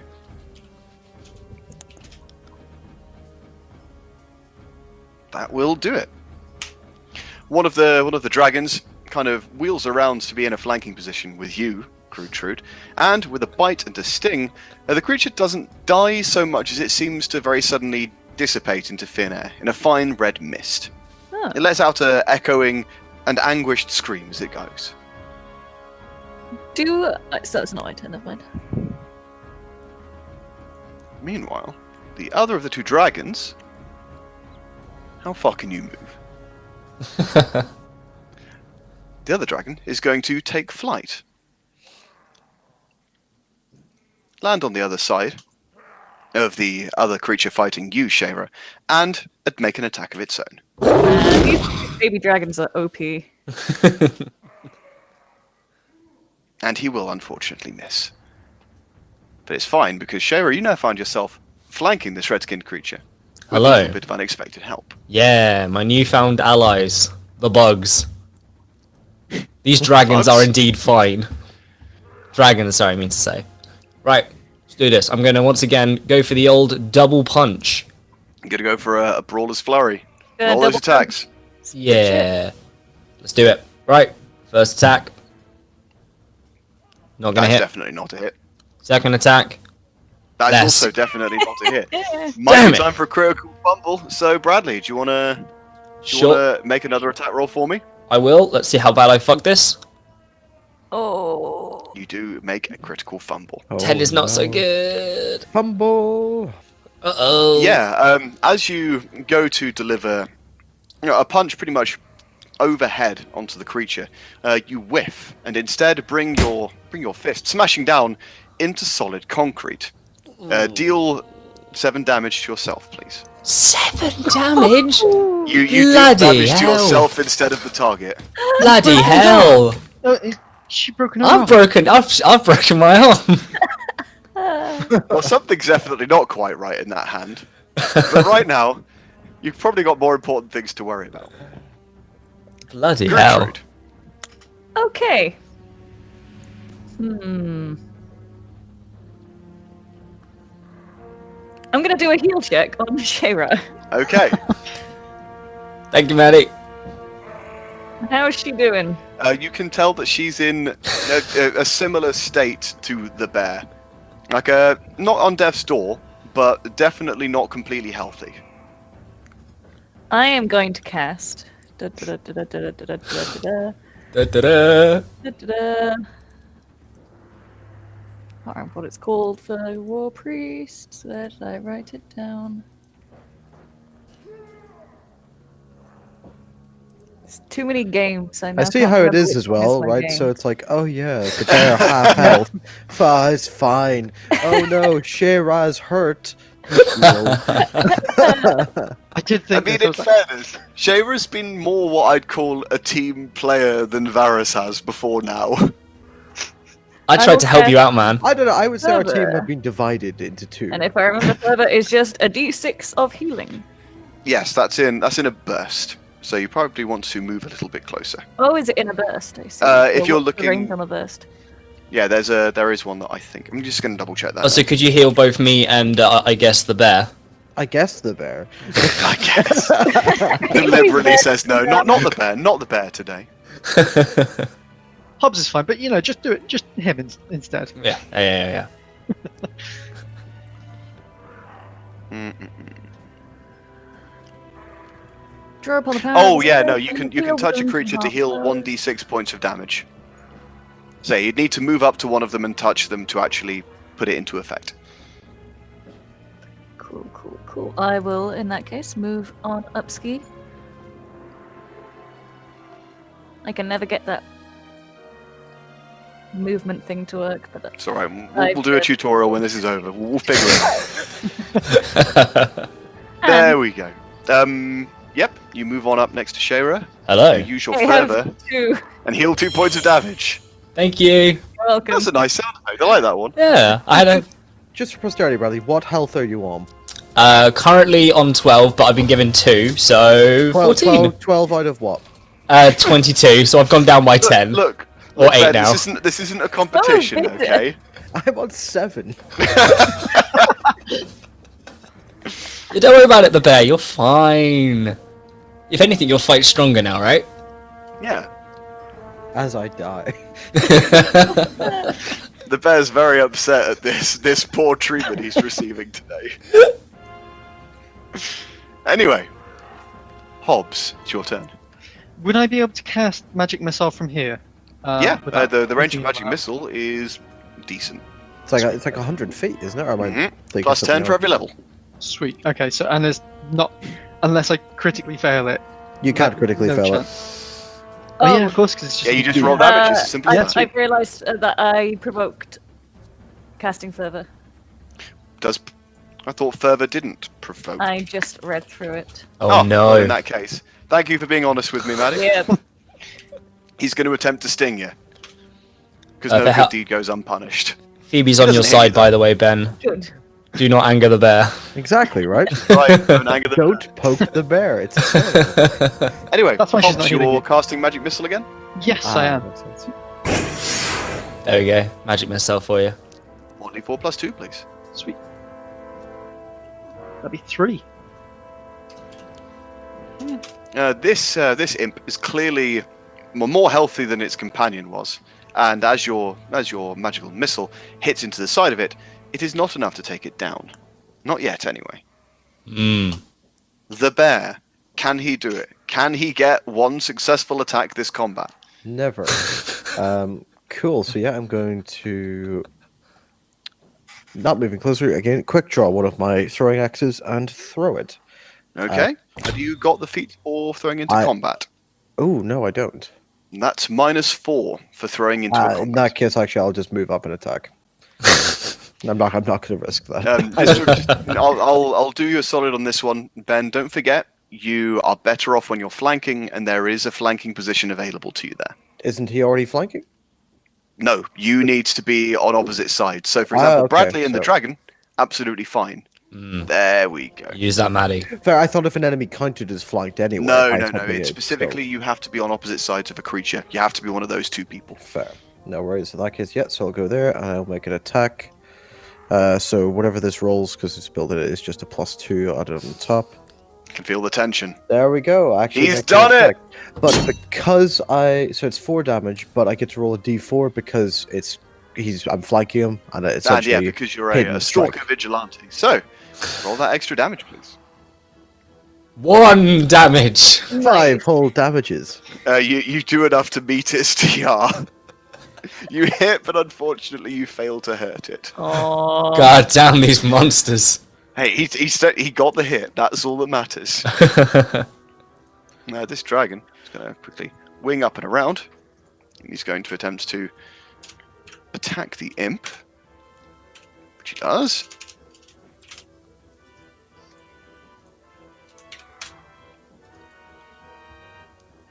And Jesus, this is becoming a clusterfuck. Just all these people wailing on one thing. She can get my However- dragon on the other side. That dragon misses. Now, this imp is going to attempt to do what we call a risky move. Ooh. He's going to attempt to fly away. Oh. So he's going to provoke from everyone around him, right? Yes, so as he attempts to fly upwards and out of sight, he provokes an attack of opportunity from each of you. Awesome. So you three go first, Okay. and then I'll take care of the tiny dragons. Oh, no. Okay, Trude is able to get a hit and deal And yet again, deal minimum damage. Deal Thanks, some damage, that's Gertrude. all that matters. Varus, unfortunately, you miss it. Shara? Does it have to be an attack roll, right? I'm assuming. Yeah. Alright, I'm gonna throw my punch. Why, what were you thinking otherwise? Well, Soup Governess had the idea of grappling it, and I was like, I do like the idea of grappling, but I don't think I do can you do have that. improved grapple yet? I think I might do. I think you were planning on getting it at least. I I was don't about to know. say, I Yeah. know that you've been using your martial flexibility to get it before now. Yeah, I don't think I do unless I'm using martial flexibility, because that's what So I've I been will using warn to you, do that would grapple. That would theoretically provoke. You could do it as an attack of opportunity, but it would provoke an attack from it. That's fine. I don't currently have improved grappling, I think, so I'm gonna not risk the biscuit. Smart. Let me just double check I don't have it, but I don't think I do. No. Nope. Let's do this. Attack roll time. That's a hit, right? That is a hit, but But no damage? unfortunately, not enough to damage. No, you These just fucking miss it. things, man. They're tough. But it's fine because fucking hell. I would be thankful that was the guys on your side rather than the guys not on your side. Man, these little tanky dragons. But yeah, the Fucking hell. tiny dragons pretty much enter a feeding frenzy Oh, as God. they jump up at the small imp-like creature and tear it to shreds before your very eyes. There is a couple of seconds where the 4 dragons in unison let out cries of victory, Jeez. taking flight themselves and winging away into the darkness. Yeah, I'll sort of slump up against the this stall, I guess, just kind of catch my breath. That is a smart idea. But yes, with that out of the way, anybody who has it could roll Knowledge Arcana, Knowledge Planes, or Knowledge Local. I'll roll I have roll none of these local. things. I'm gonna. I got knowledge local. Mhm. I'm gonna give that Knowledge a go. Arcana, I think. Oh, Oh, 9. What a crap roll. Okay. 27. Well, luckily, And luckily, Hobbs knows a fair bit about magic, especially magic here in Corvosa, and you're able to get an inkling as to what probably just happened. You would know that the Academy, the foremost seat of learning in terms of magic at the very least in Corvosa, has something of a strange rite of passage, where young students have to summon and bind a small extraplanar creature known as an imp.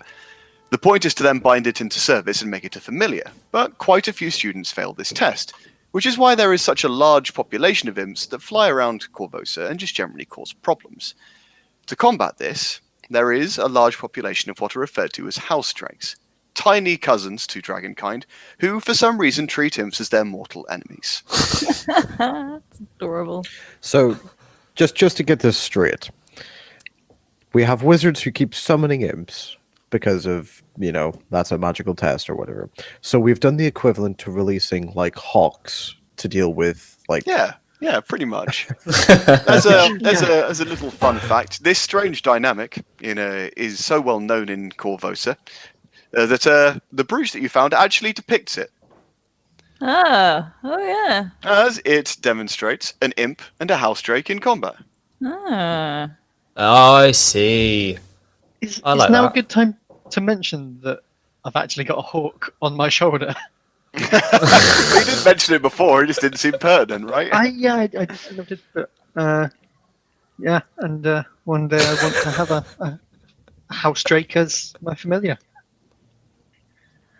Well, we hope to let you realize that dream someone. Yes. I'm gonna say this is my inspiration for wanting a house drake now. Well, you've seen them in they're action. badass. Oh boy, if I run into an imp again, my pet house drake's going to make short work of that. I Anyway. mean, they were much more effective than we were. Well, yes, that was kind of the point of the combat. A lot of it was holding off until the house drakes could arrive and take care of the rest. Anyway, with that combat aside, and with us about an hour and a half in, I think we'll take a brief interlude, get some drinks, just Cool. generally freshen up, and then we'll get straight back to it. So, Nice, thank you for nice, everybody joining us so far. I hope you've been enjoying yourselves. Sorry, Soup Governess, that there was no wrestling of dragons or any guns. I would say I promise there will be, but frankly, I don't want to make myself a liar. I'll do what I can. Cool. We'll be Yeah, back. we'll be right back. Catch you all in a mo. Do we want to have a time we are restarting at? We'll start. Should we say 5-10 minutes? Should we do 10 minutes? Yeah. We'll give 10 minutes. 10 minutes. Cool. We'll see you guys in Yeah. 10 minutes. Talk to you in a Catch you in a few. bit.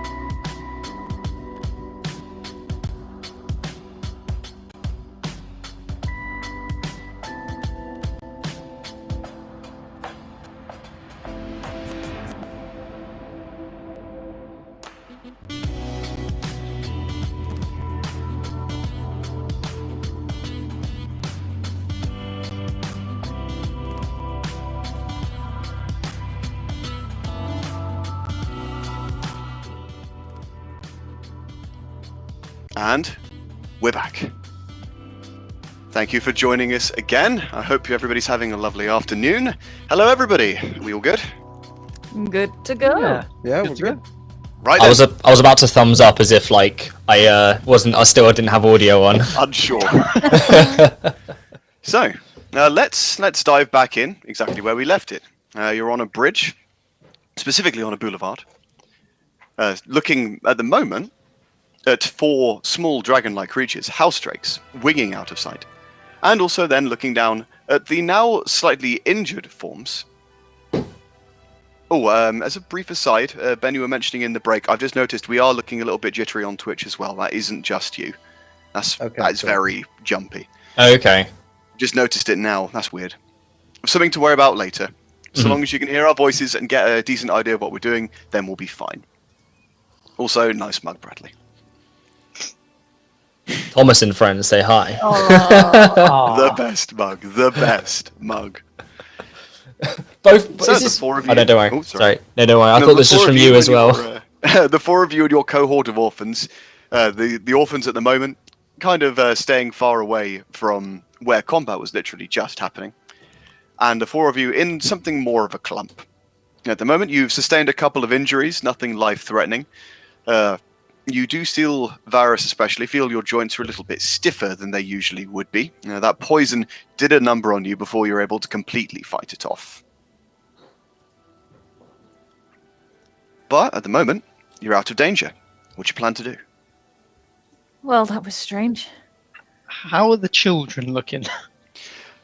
Somewhere in between terror and awe, really. It's not every day that you get to see imps and dragons fight on empty city streets. But then again, it's also the middle of a riot, so, 50-50. I'm gonna...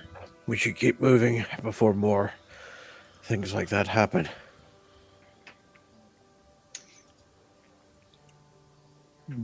Yeah. I'm with him. Very good. Picking yourselves up, you decide to make your way onwards towards the Bank of Abadar as quickly as possible, really. Do you mean the Church of Abadar? The Church of Abadar is referred to as the Bank of Abadar. Amongst other things, Abadar covers commerce and civilization, which is why his temples have similar names. As you continue down the streets, while you continue to see more signs of riots, you see more and more homes very clearly boarded up to stop any further damage being dealt to them. You luckily don't run into anything that you would call trouble, really. It's definitely dangerous out on the streets still, but maybe it's something about your demeanor, or maybe it's something about the way that you've been carrying yourselves and the weapons that you still brandish, but people aren't really willing to give you a hard time. That's the correct decision. Was that a sound effect, or was that something falling No, over? that was me genuinely just putting my phone on the table, and it was a thump. It sounded just like the punch. Is like, what on earth? Also, get a load of Soup Governors calling you out on having the same mug when he was 6, Bradley. He's not happy with your choice of 6, happy with your choice of drink 6, receptacle. 26. It's all good, man. It's all good. Only a difference of 20, right? Not much. Well, I might suggest that someone else go greet the leaders at the church, and if they could also pass on this book to them, I'd appreciate it. I'll take the book and nod and come along, children. I realise Yes, I look like the Pied Piper right now. It's not a great look, is it? Follow me, kids. Come with me. Into the riots. But yes, as Fine, I'll you just make cast, your way make up towards more. the Bank of Abadar itself, it's located in North Point. It shares its locale with other buildings such as the City Hall and Longacre Building, which is a building of administration here in the area. The Bank of Abadar is part temple, part fortress, surrounded by thick and heavy walls, very clearly gold or at least gilded with plating all the way along it. It is a very well-to-do looking place. and it very much represents the wealth that is contained within. You know it's one of the most secure locations in all of Korvosa, maybe even in this particular part of the world in its entirety. You also note that while there are a lot more people here, all of them very clearly disgruntled, you see less of the rioting that you've seen outside. You very quickly put this down to, one, the presence of the bank itself and its warrior priests within. Two, the existence of the Korvosan Guard, who you've seen here in heavier numbers than you've seen elsewhere, very obvious in their red and black armor. And you also see two other particular forces. One, the Sable Guard on their hippogriffs, keeping a very close watch on the happenings below, bows and crossbows at the ready. And, perhaps more disconcertingly, you catch sight for the very first time since this business began, the Hell Knights of the Order of the Nail. These ones especially very intimidating, in dark black steel armor, with heavy spikes jutting from nearly every single surface, and, true to their name, very dangerous looking serrated steel pikes. What do I know about them?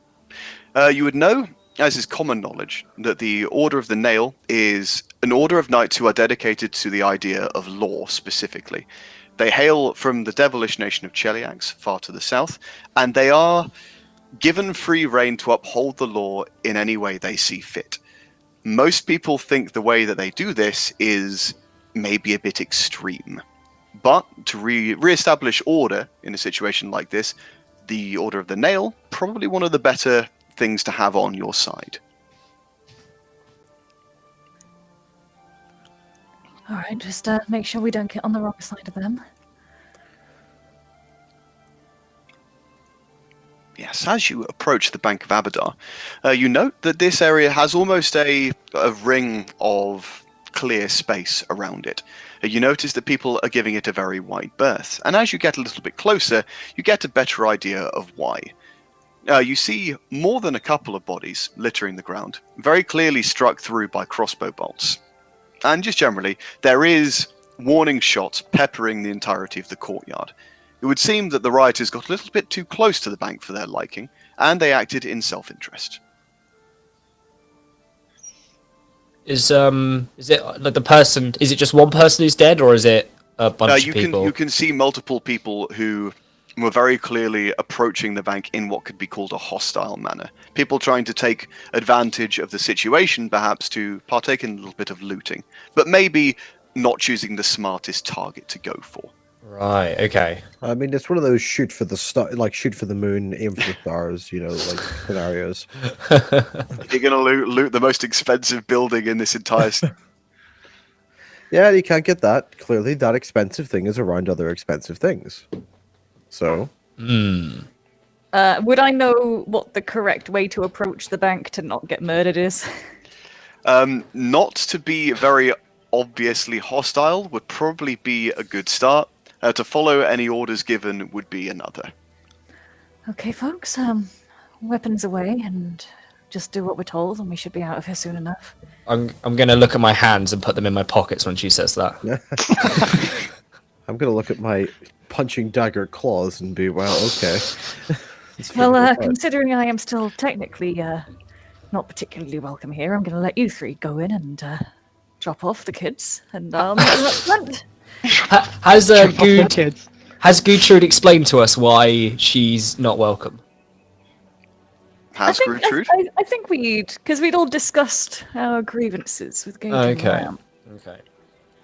But yes, if you could pass on that book, I would appreciate it, and maybe my lot will change for the better in the near future. Well, I'm happy to take them, but we need to find a way to progress safely. If you make your intentions clear and act honestly, Okay. should be safe enough. In that case, as I'll just turn to these two, either of you coming with? I'll come with. Yes. Try not to look quite so threatening. I'm going to As you adjust take a my look at monocle as he the says that. vigilante, and you're Bloodied and just battered from his last battle. Okay, yeah, so I'd sort of get the kids, and I'm going to sort of try and progress up to where the safe, like where all the arrows are, gonna sort of like just get up to that point, so I know that okay, they're not shooting past this point, and I'm gonna sort of yell out and just kind of explain the situation. We have children. We found orphans, runaways. We need to give them a safe place. May we pass? There is a moment's hesitation from the wall above when you hear a reply of, "Stay there. One of the clerics will meet you shortly." Thank you. You see the enormous gilded gates open, and a single priest, heavily armoured and with a heavy crossbow slung across his back, present but very clearly not ready to use, moves his way across the courtyard. As he approaches, you notice that the man almost looks slightly apologetic. You can see a look of almost shame on his dark skin as he approaches you, and he says, "May I ask, well, why you've come to the Bank of Abadar? We're not renowned for charity."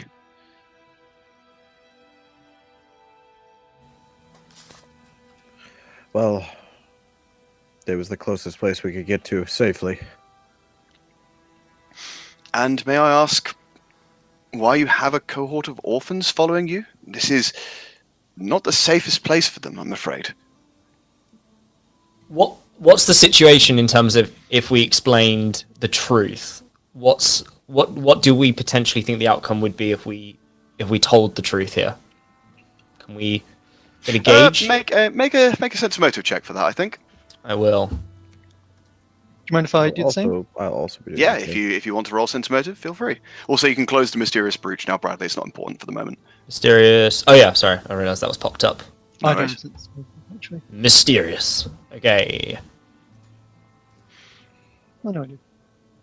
Rob, how much of a side quest did you think the looking after the orphans was going to be? No, I expected about this much. It's fine. Well, it is us. Everything becomes too much of a side quest. Bradley, or Shara, I should say, unfortunately, you will not succeed. Okay. Just waiting on our boy Hobbs to roll. Yeah, my character sheet for some reason won't let me scroll down that far. Do you want me to roll for you? If you would be so kind. I will be more than glad to. Can I ask a question? Have you still got it open in Safari? What if I do? Then I'd advise you get a better browser.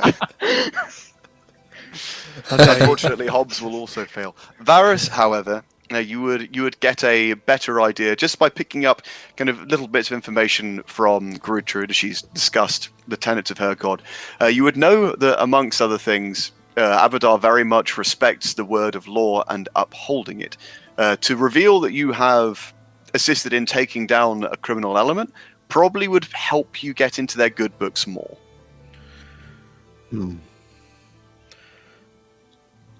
See, so it's me and Tim know this, is it? No, just you. Just me. Yeah. Well, these children were being used by a gang lord as cheap labor, smugglers, the like. Happy to have a run-in with him. And, well, let's just say he isn't around anymore, and these children are free.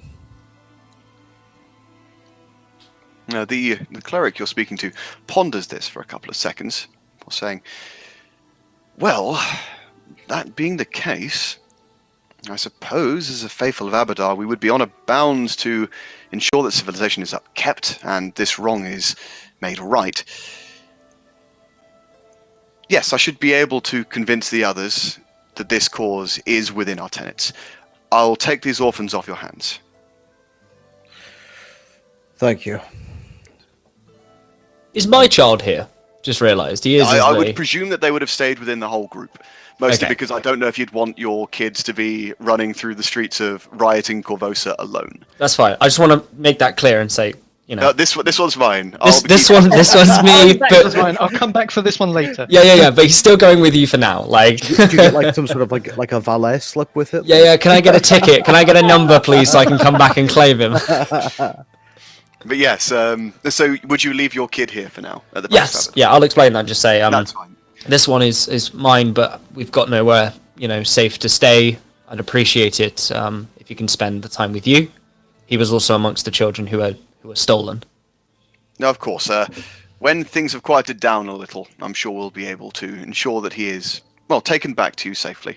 May I have your name and your residence, just so I can ensure the proper procedure is followed? Sure. I'll, explain who I am. Share and your name and your the shop that I'm from. Yeah. And then I assume he gives me a number, right? Yeah, he meticulously takes notes, hands you a little slip. Orphan 1. Used. I love Vagabond. So, well, if that's all to be getting on with, I should really get these children within the walls of the bank. We also found something in there that might prove the innocence of someone else. Is this the right person to be speaking to about this? Actually, before I say that. It's probably the closest you're going to get to being in the bank. So. Okay. We also found while we were able to rescue these children something that might clear the name of someone who has been wronged by the now deceased ne'er-do-well, and prompts to offer the book that has the evidence. Yeah, he'll take the book off your hands. I can't promise I'll be able to exact any change from it, but I can certainly put it into the right hands. Would be much appreciated. It's one Gertrude, who I believe has been wronged here. This should clear their name. That would certainly be a turn if so. I will see if I can get this pushed in the right direction. Thank you for bringing this to our attention, and thank you for doing your part to uphold the law in Abadar's name. Now, if you'll excuse me, I should really be getting back within the walls. Thank you for your time. And thank you for your service. Taking one of the orphans by the hand, the cleric quickly turns around and rushes them crocodile style into the bank. What is Crocodile crocodile style? style? Crocodile So style. it's like a chain. They're all going like that, aren't they, on the way? Yeah. Like in this game, crocodile style is not a good thing. Did you ever go to preschool and get walked around the village where you'd have to walk crocodile style? You had to. I don't What's know. crocodile style? It was how my explain it. preschool used to refer to it, where all the kids would like join arms in a chain. Never heard that. What? Never heard that. Really? No. No, just something from my weird ass childhood. Your weird Maybe- southern customs. Is it maybe because when they're holding hands, it's Like I know a you're slight- north of Plymouth, so you're a northerner, Bradley, but Not quite as north as Maddie. You know, On the Midlands. I'm enjoying the soup governess's comment. Yes, on all fours and hissing at passing. you're right, predators. Phoebe. It was to make a train, but we referred to it as crocodile walking. That's just what it was called. But why is it called crocodile? I don't know. I was like 3. I wasn't asking. These are the questions, Rob, you should have been asking. I'm going to go back to my old preschool. Like, none of them are probably alive at this point. Why was it called crocodile walking? I think the building got demolished, so it's going to be hard work for me to find them. Do you just assume that they're not alive because the building was demolished? Like, as in your mind, they were all inside or something? I was thinking more because they were old, but They're all sat there going, "Why did we call it crocodile style?" And then the building came that's down. it. on it. Bring the building down around us. We made a horrible mistake. Like, okay, so they had it where it's an eel, and an eel makes more sense to me because it's like going to be like a long wavy thing. Yeah, I get that. Make Yeah. like an eel. Phoebe said it, And Neil. it's aquatic themed. Maybe it's that the front child is the defensive child, so it's the one that has, like, if they get attacked. That's gotta be the And shark. the one at the back's the rear guard, much like the strong alligator's tail. What sort of preschool group gets the children to go in front of them? It's like, all right, children, you're leading the way. We're in the middle. Yes, no, don't go into traffic. That's just common. That's just common sense. It's the safest in the middle. That's just the rules of combat. You don't have your most valuable units at the front line, do you? They're there to take the initial hit. They're the shock troopers. To all parents who are concerned about letting their children go to preschool now, Yeah, these yeah. are very real problems. I can tell you, don't worry. I'm not planning on leading a crocodile walk anytime soon. If you hear crocodile style, run. Actually, yeah. Where's my child in this crocodile line? Are they sort of in the middle, safe, right? Yeah, they're in the dead center. Don't Good, worry. good, okay, they're not the good. jaws or the tail. The safest child. We've been told to highlight this. There we go. please highlight this. God, I hate you.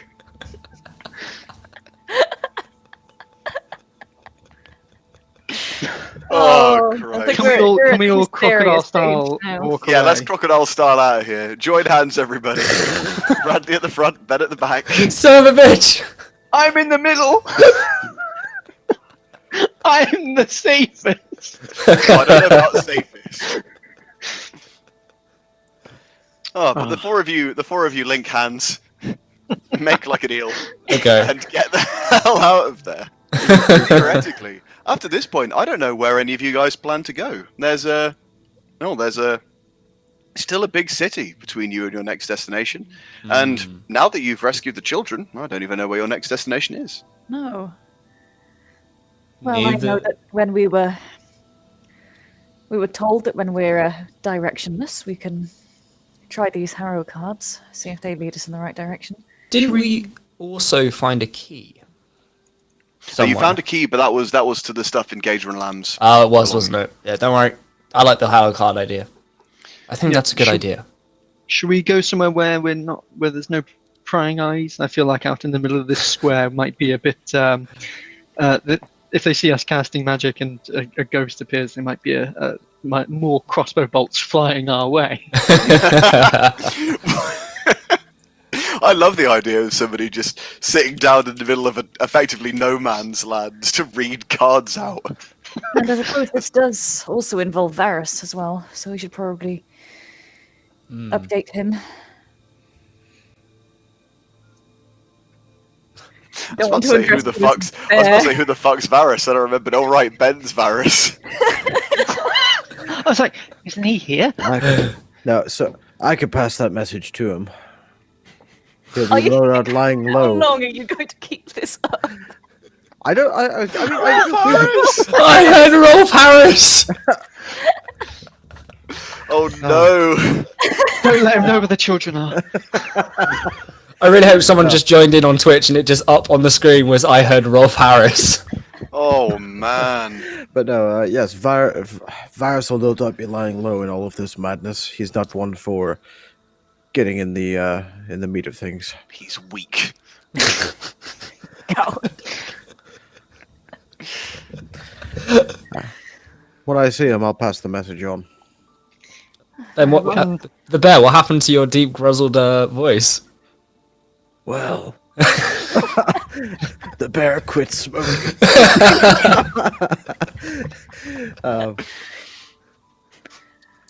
Yeah. Can I be on the lookout for any houses that either look abandoned or any small areas that look enclosed enough More that out we of the might be way. Places where you won't draw as much attention. Yeah. That's fine. With a group of you, make your way out of the main square, away from the better kept buildings in this area of Corvosa, and look for somewhere a little bit quieter where you might be able to, shall we say, get a clue as to where you should be going.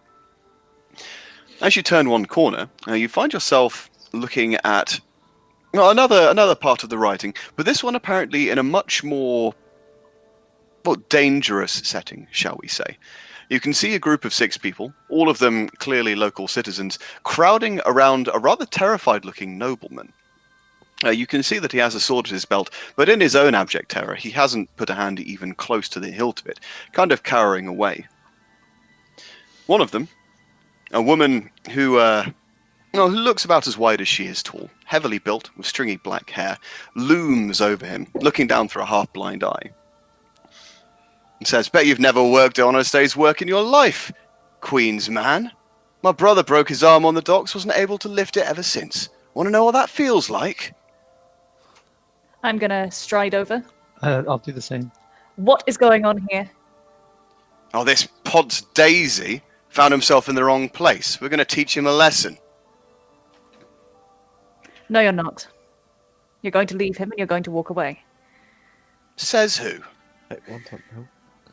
Probably the guards around that corner, with the ones with the crossbows and things. If they hear any commotion around here, they're probably not going to treat those who started the fight very well. Oh no, some poor noble trampled to death in the riots. Who would ever know? I'd Is that a suggest death threat now? I suggest you back off.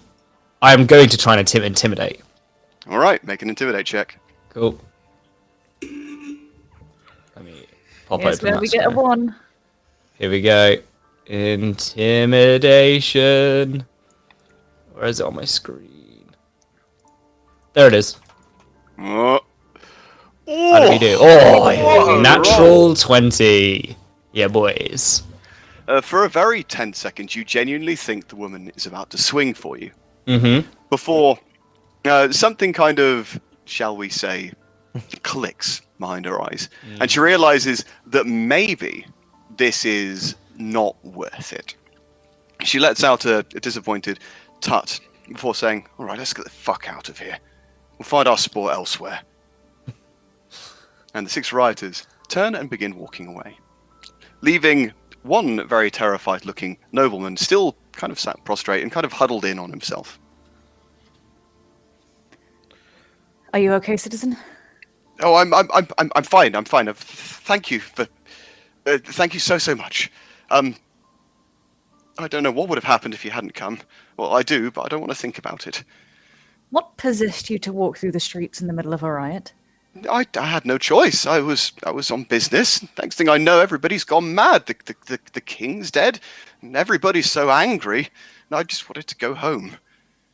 And where is home for you? Not far from here. I was getting close when they found me. Well, I don't know about you 3, but I'm going to escort the citizen back to a safe place. Can I quickly, it's probably just me seeing into it too much, but like, is this the sort of area a nobleman like that would be living if he says he lives close?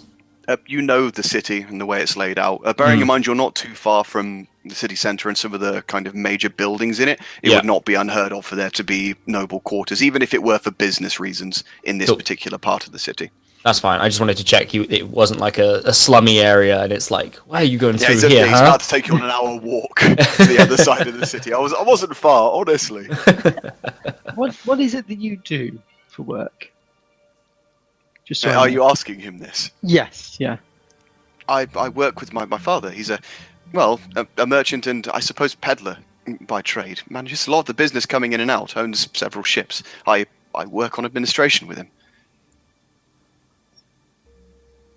I'm going to sense motive just because, it's the right thing to do. Just because. Everyone is being suspicious. And I'm trying to go for terrified. Sorry if that's too suspect. Everyone's being suspicious, but the guy who randomly showed up dressed as a bear, we're like, yeah, that's fine. He's fine. This is normal, I'll have to know. Yeah, he seems to be on the level with you, if maybe, well, still dealing with the stress of nearly being beaten to death by a bunch of villagers. Well, yes, we'll get you back to safety. What do you know of what's actually been going on? All we've heard is that the king's died and queen's taken his place. Only what the criers said. I'd heard rumours that he was unwell, but nothing that would have suggested he would just suddenly up and die like this. This is the last thing any of us expected. He's always been in good health, if aged. Do you suspect foul play? I would never dare suggest such a thing. The king and the queen's business are their own, and everybody has to die eventually, right? I guess this was just King Edred's time. I suppose I just didn't think it would really incite this much turmoil. Well, the queen has a way with words, you might say. A bad one. Yeah, she doesn't seem like the best fit for the city, if I may say so. But I'm sure she'll grow into the position. She'll have to if we're going to see through this. Has she made an announcement yet, considering all these riots? It'd be good to hear something from our new ruler. Well, I think it's all still fairly up in the air, isn't it? word is that she's in mourning, as is tradition when one's royal spouse dies. Ah, of course. But I imagine when the Guard and the Sable Company and the Hell Knights restore order, the Queen will make a royal proclamation, I suppose. We'll all have to come together, times like these. Yes, well, hopefully the worst will pass in a day or so. I certainly hope so too.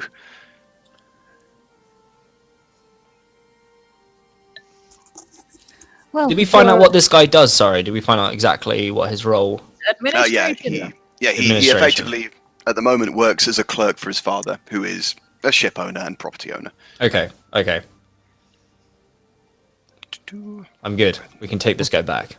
Yes, if you're happily recovered from your shock, we'll lead you to safety, and I suggest you stay indoors for the foreseeable. Yes, thank you again. I'll do just that.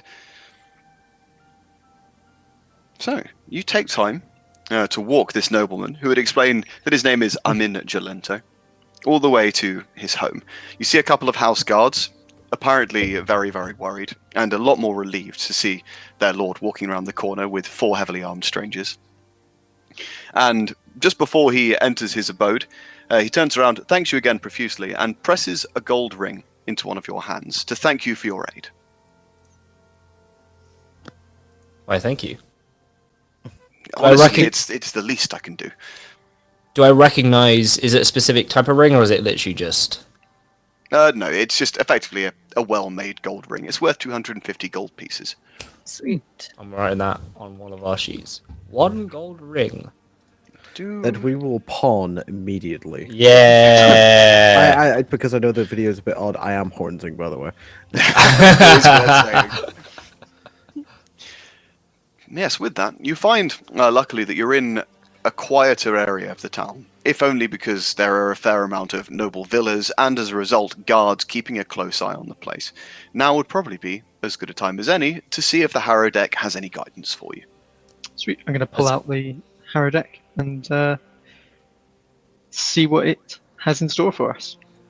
Yeah, as you pull out the card, you kind of expose it to open air. The top card on it seems to glow.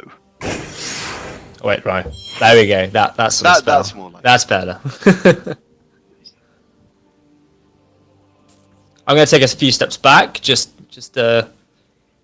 be safe. With a flourish, as my royal courtier approach is, I'm going to draw this first card. Yeah, so you lift the top card and, well, bring it up to your face to find yourself looking at a card noted as being the Foreign Trader.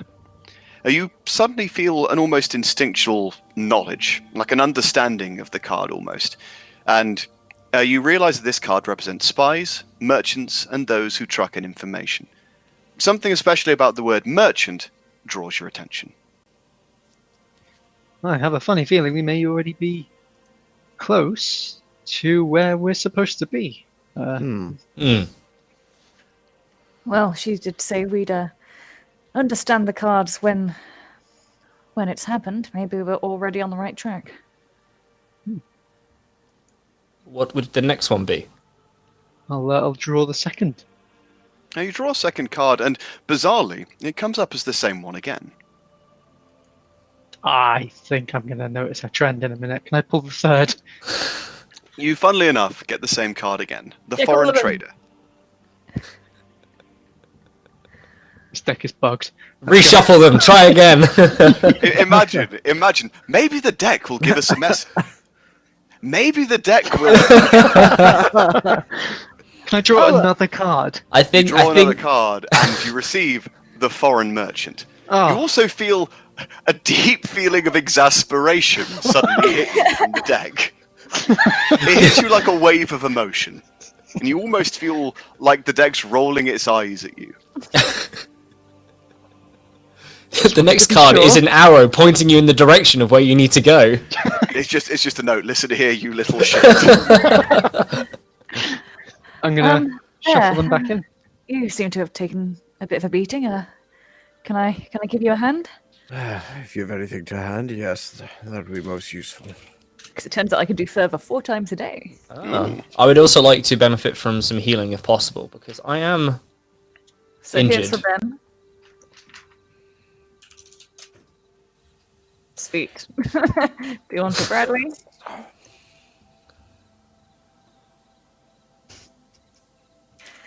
And how are you doing now, Bear? I'm 9 out of 16, so Let's give you another one.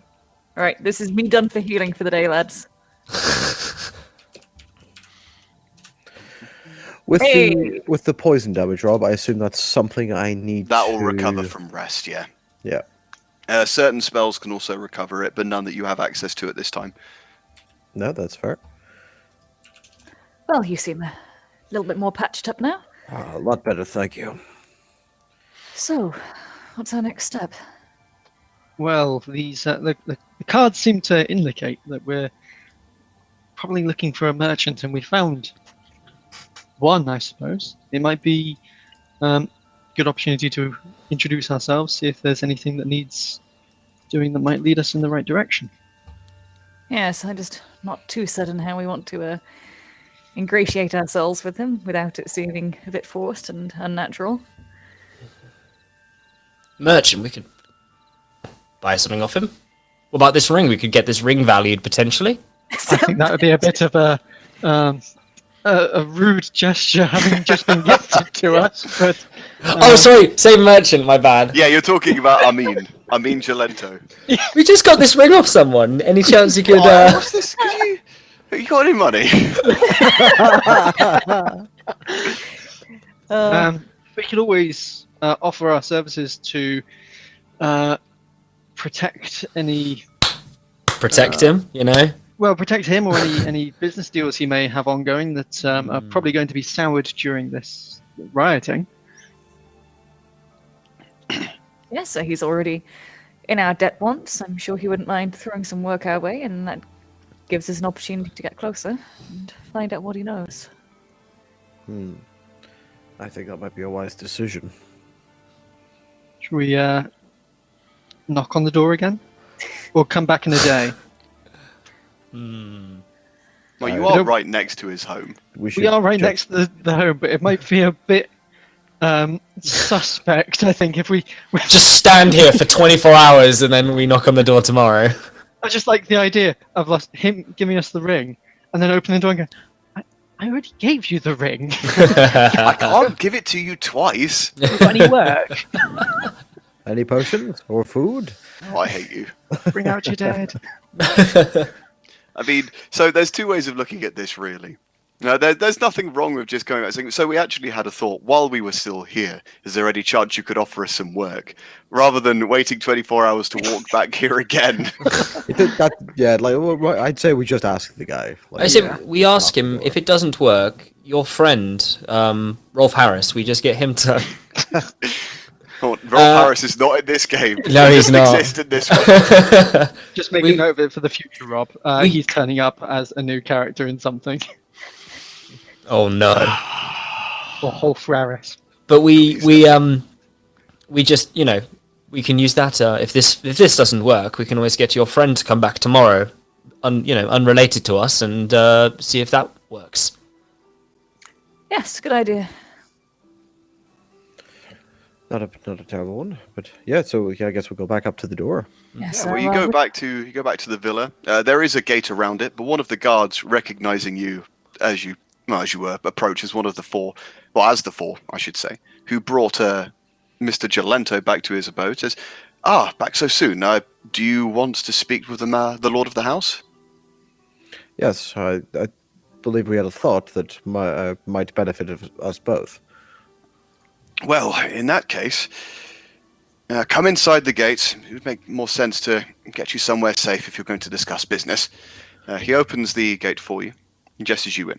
The other guard, a footman, walks you into a small room to receive guests and asks you to take a seat for a second while he goes and retrieves Mr. Gelento. I'm going to take a seat. Yeah. I'm just gonna, Brad. I'm not gonna take a seat. I'm just gonna stand, walk around the room, just have a look at some what's in there. Yeah, that's fine. The group of you sit around, just keep an eye on some of the furnishings. It's a very nice and a very comfortable room, very much designed for entertaining guests. While it looks very expensive, the furnishings are definitely well made. They are definitely also made with comfort in mind, rather than just specifically to look good. Function and form. You're not really waiting for very long at all, maybe less than a minute. Now, when you hear your newfound mercantile friend, Mr. Gelento, walking down the stairs, looking slightly perplexed, but otherwise fixing a slightly more relaxed smile onto his face as he says, "Ah, my friends, I didn't expect to see the four of you so soon. I'm told you may have a business proposition for me." Indeed. We, well, considering circumstances and considering how bad the riots are out there and that we're in current need of work, we're wondering if you might be able to make use of our services.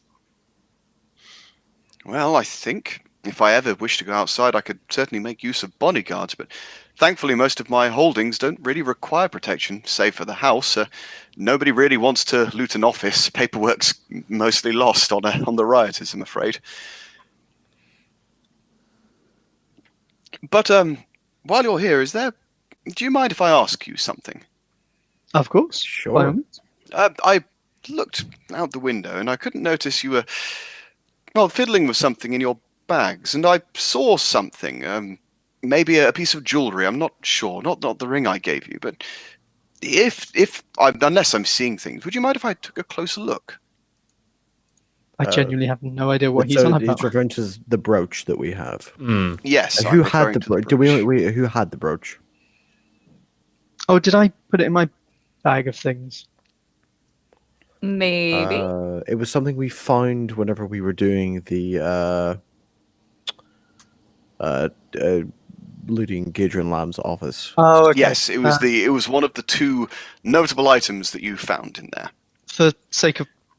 The mysterious brooch. Let's I say guess that Tim probably has that. it. Yeah. I don't see why not. I'll produce it from the bag. Yes, Gelento puts his hand out and says, "May I have a closer look at that?" I'll hand it over. Yeah, he delicately takes it from you and kind of observes it from every angle. He says, "I knew I recognized this. It's very funny you should mention the Queen, but this is her brooch. It went missing a couple of months ago. There's a reward for its return. God knows how you found it. The guard, the Sable Company, even the personal castle guards had given up hope of finding the thing." Interesting. We had no idea. We hadn't heard. Do you mind if I take a look at it again? Absolutely, please be my guest. Last I knew, the reward for its return was somewhere up of 1,000 gold pieces. So if you're looking for money at a time like this, you couldn't go wrong with getting in a Queen's good graces, I suppose. No, very fair. Yes. Quick question, Rob. Mm-hmm. If I were to use detect magic on it, Yes. would it be blindingly obvious to everyone else that I'm performing magic on it? Yes, it would be. You would be Okay. casting a spell. A very good tip. Thank you very much. I'm not going to do that then. It's worth noting, overt spell casting isn't necessarily a bad thing, Oh, okay. especially because you are very obviously a wizarding type. It's Yeah. more one of those things where if you were to use magic to do something like blow somebody up or put somebody under a charm, like it would be very obvious what you had done to anybody else looking on. Yeah. In that case, I wonder if there's any particular reason there'd be such a high reward on just a brooch. I will use detect magic then. Yeah, you spend a couple of seconds weaving the spell, and as your eyes glow blue for a couple of seconds as you begin to look over the arcane energies of the thing, you find that it actually has none. It's well made, but otherwise it's mundane. As you look over it, you would hear Gelento say, "Well, as far as I understood it, it was an item of sentimental worth. I believe it was one of the very first gifts that the king actually gave to Leosa when she arrived here so many years ago." How long ago did you say this had gone missing? 2 months, I think. Maybe more. Goodness me, I'm not very good on court gossip, I'm afraid. I only knew that it was missing by chance. Well, perhaps we'll have to pay a visit. Indeed, thank you very much for the tips there. Yes, thank you. And You're we'll quite see this welcome, you're quite returned welcome. to its rightful owner. Well, So what's if... the chan- Oh, sorry, after you. I was going to say, so what's the chances we're going to pawn this at the same place we're going to pawn the ring? Not both at the same time. It's not worth the hassle, is it? Let's just take it to one place. Well, if you are planning on going to see the Queen, I don't know if now might be the right time. If I may offer my hospitality, you can stay here for as long as you like. Hopefully, within a couple of hours, things will have settled down at least a little, enough that you might be able to get there without any bother. Can That's very I kind of him. have, considering he now knows this is worth like 1,000 gold pieces, can I sense motive Yes, you can. on a 13? Now, you don't get a read on the guy that would suggest he would try to stiff you in any way. I'm pretty happy with him. It would also occur to you that to a guy like this, that's probably chump change. He deals in more money within about an hour. All I know is how much that would equate to some of the old potions that I bought previously. So Potions.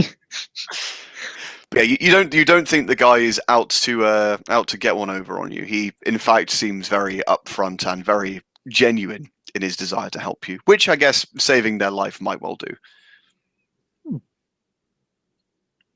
thank you very much. It'd be very lovely to stay here for a while. Yeah, it's the least I could do. Would you be able to make us an introduction? Maybe it'd be easier for us to speak with the new queen than for strangers trying to gain entry to the castle. Well, even with the streets as they are, I'd feel a lot more comfortable walking them with the four of you. I would be happy to, if you'll accept my humble service. That would be a Certainly. great help. Very good, then. We'll wait for this mess to die down, and then we'll depart, shall we? Sounds like a plan. Very good, very good. The noble claps, summons a couple of servants, and instructs them to prepare individual rooms and baths for you, as well as a spot of dinner. After all, it's getting close to early morning, and you look like you've been up for a lot of it. And with that, you are effectively given a brief pause. You're given time to rest up, recover spells, recover hit points if you have any still missing, just generally be properly fed and watered and clean for a potential meeting with the new Queen of Corvosa. Okay. How many hit points do you gain on the rest? I forget. You will automatically gain a number of hit points equal to your level.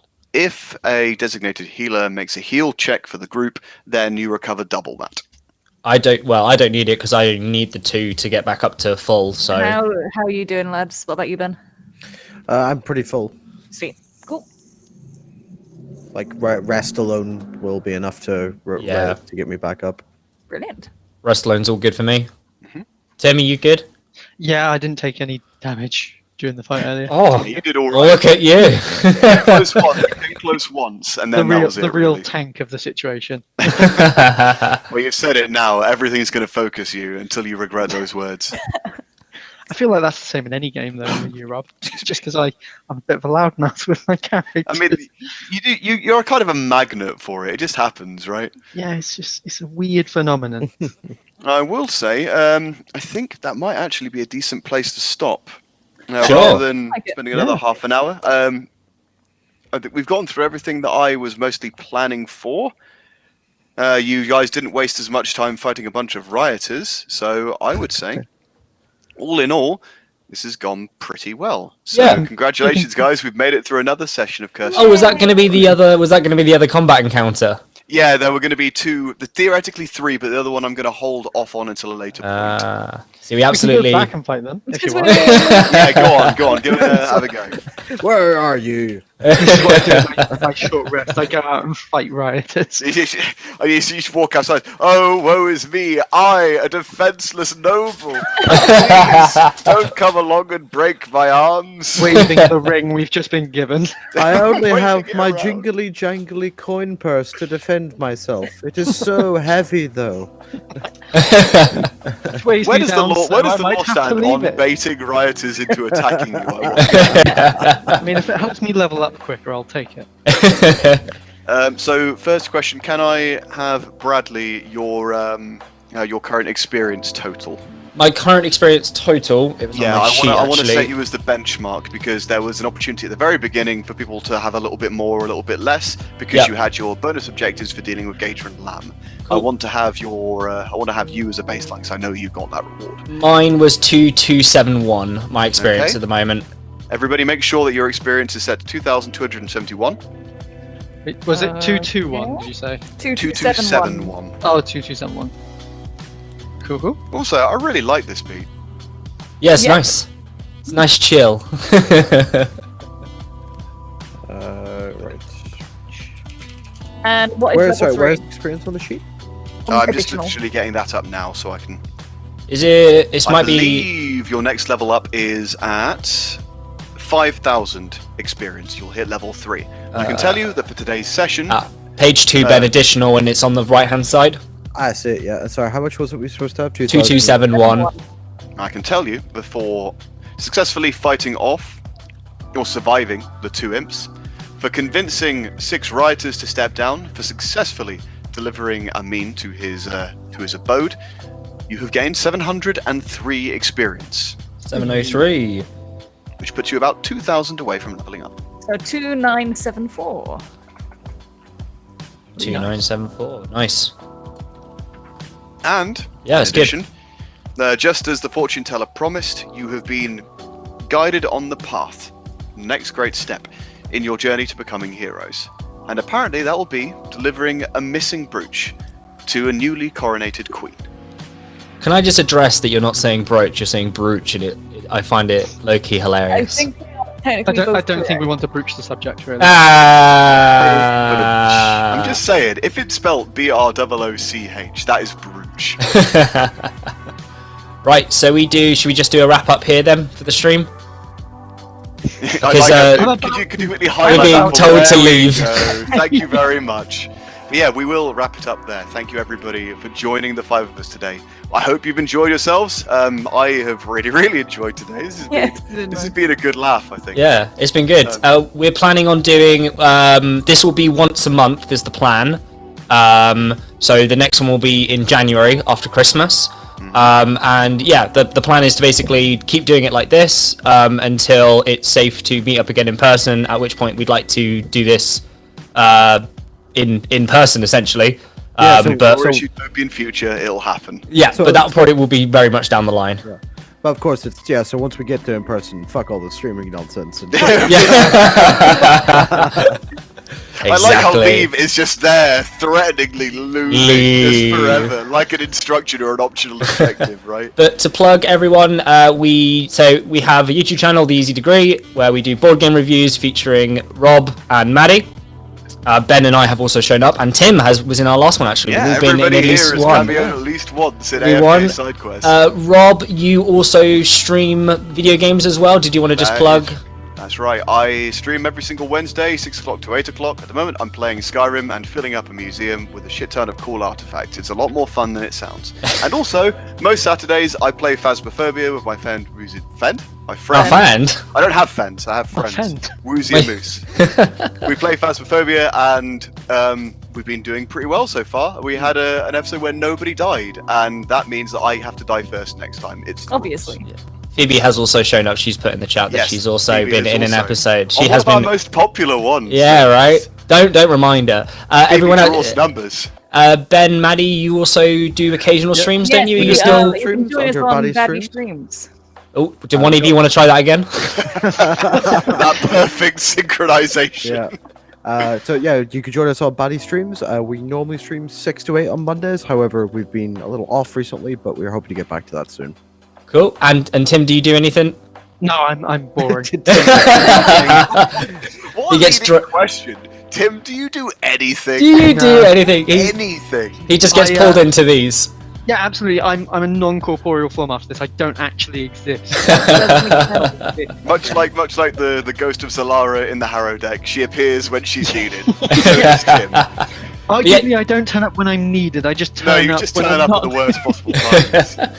But yeah, you can find The Easy Degree on Facebook, Instagram, and Twitter. Please follow this there. We also have a podcast that we used to do before lockdown. We'd like to resume at some point in the future as well.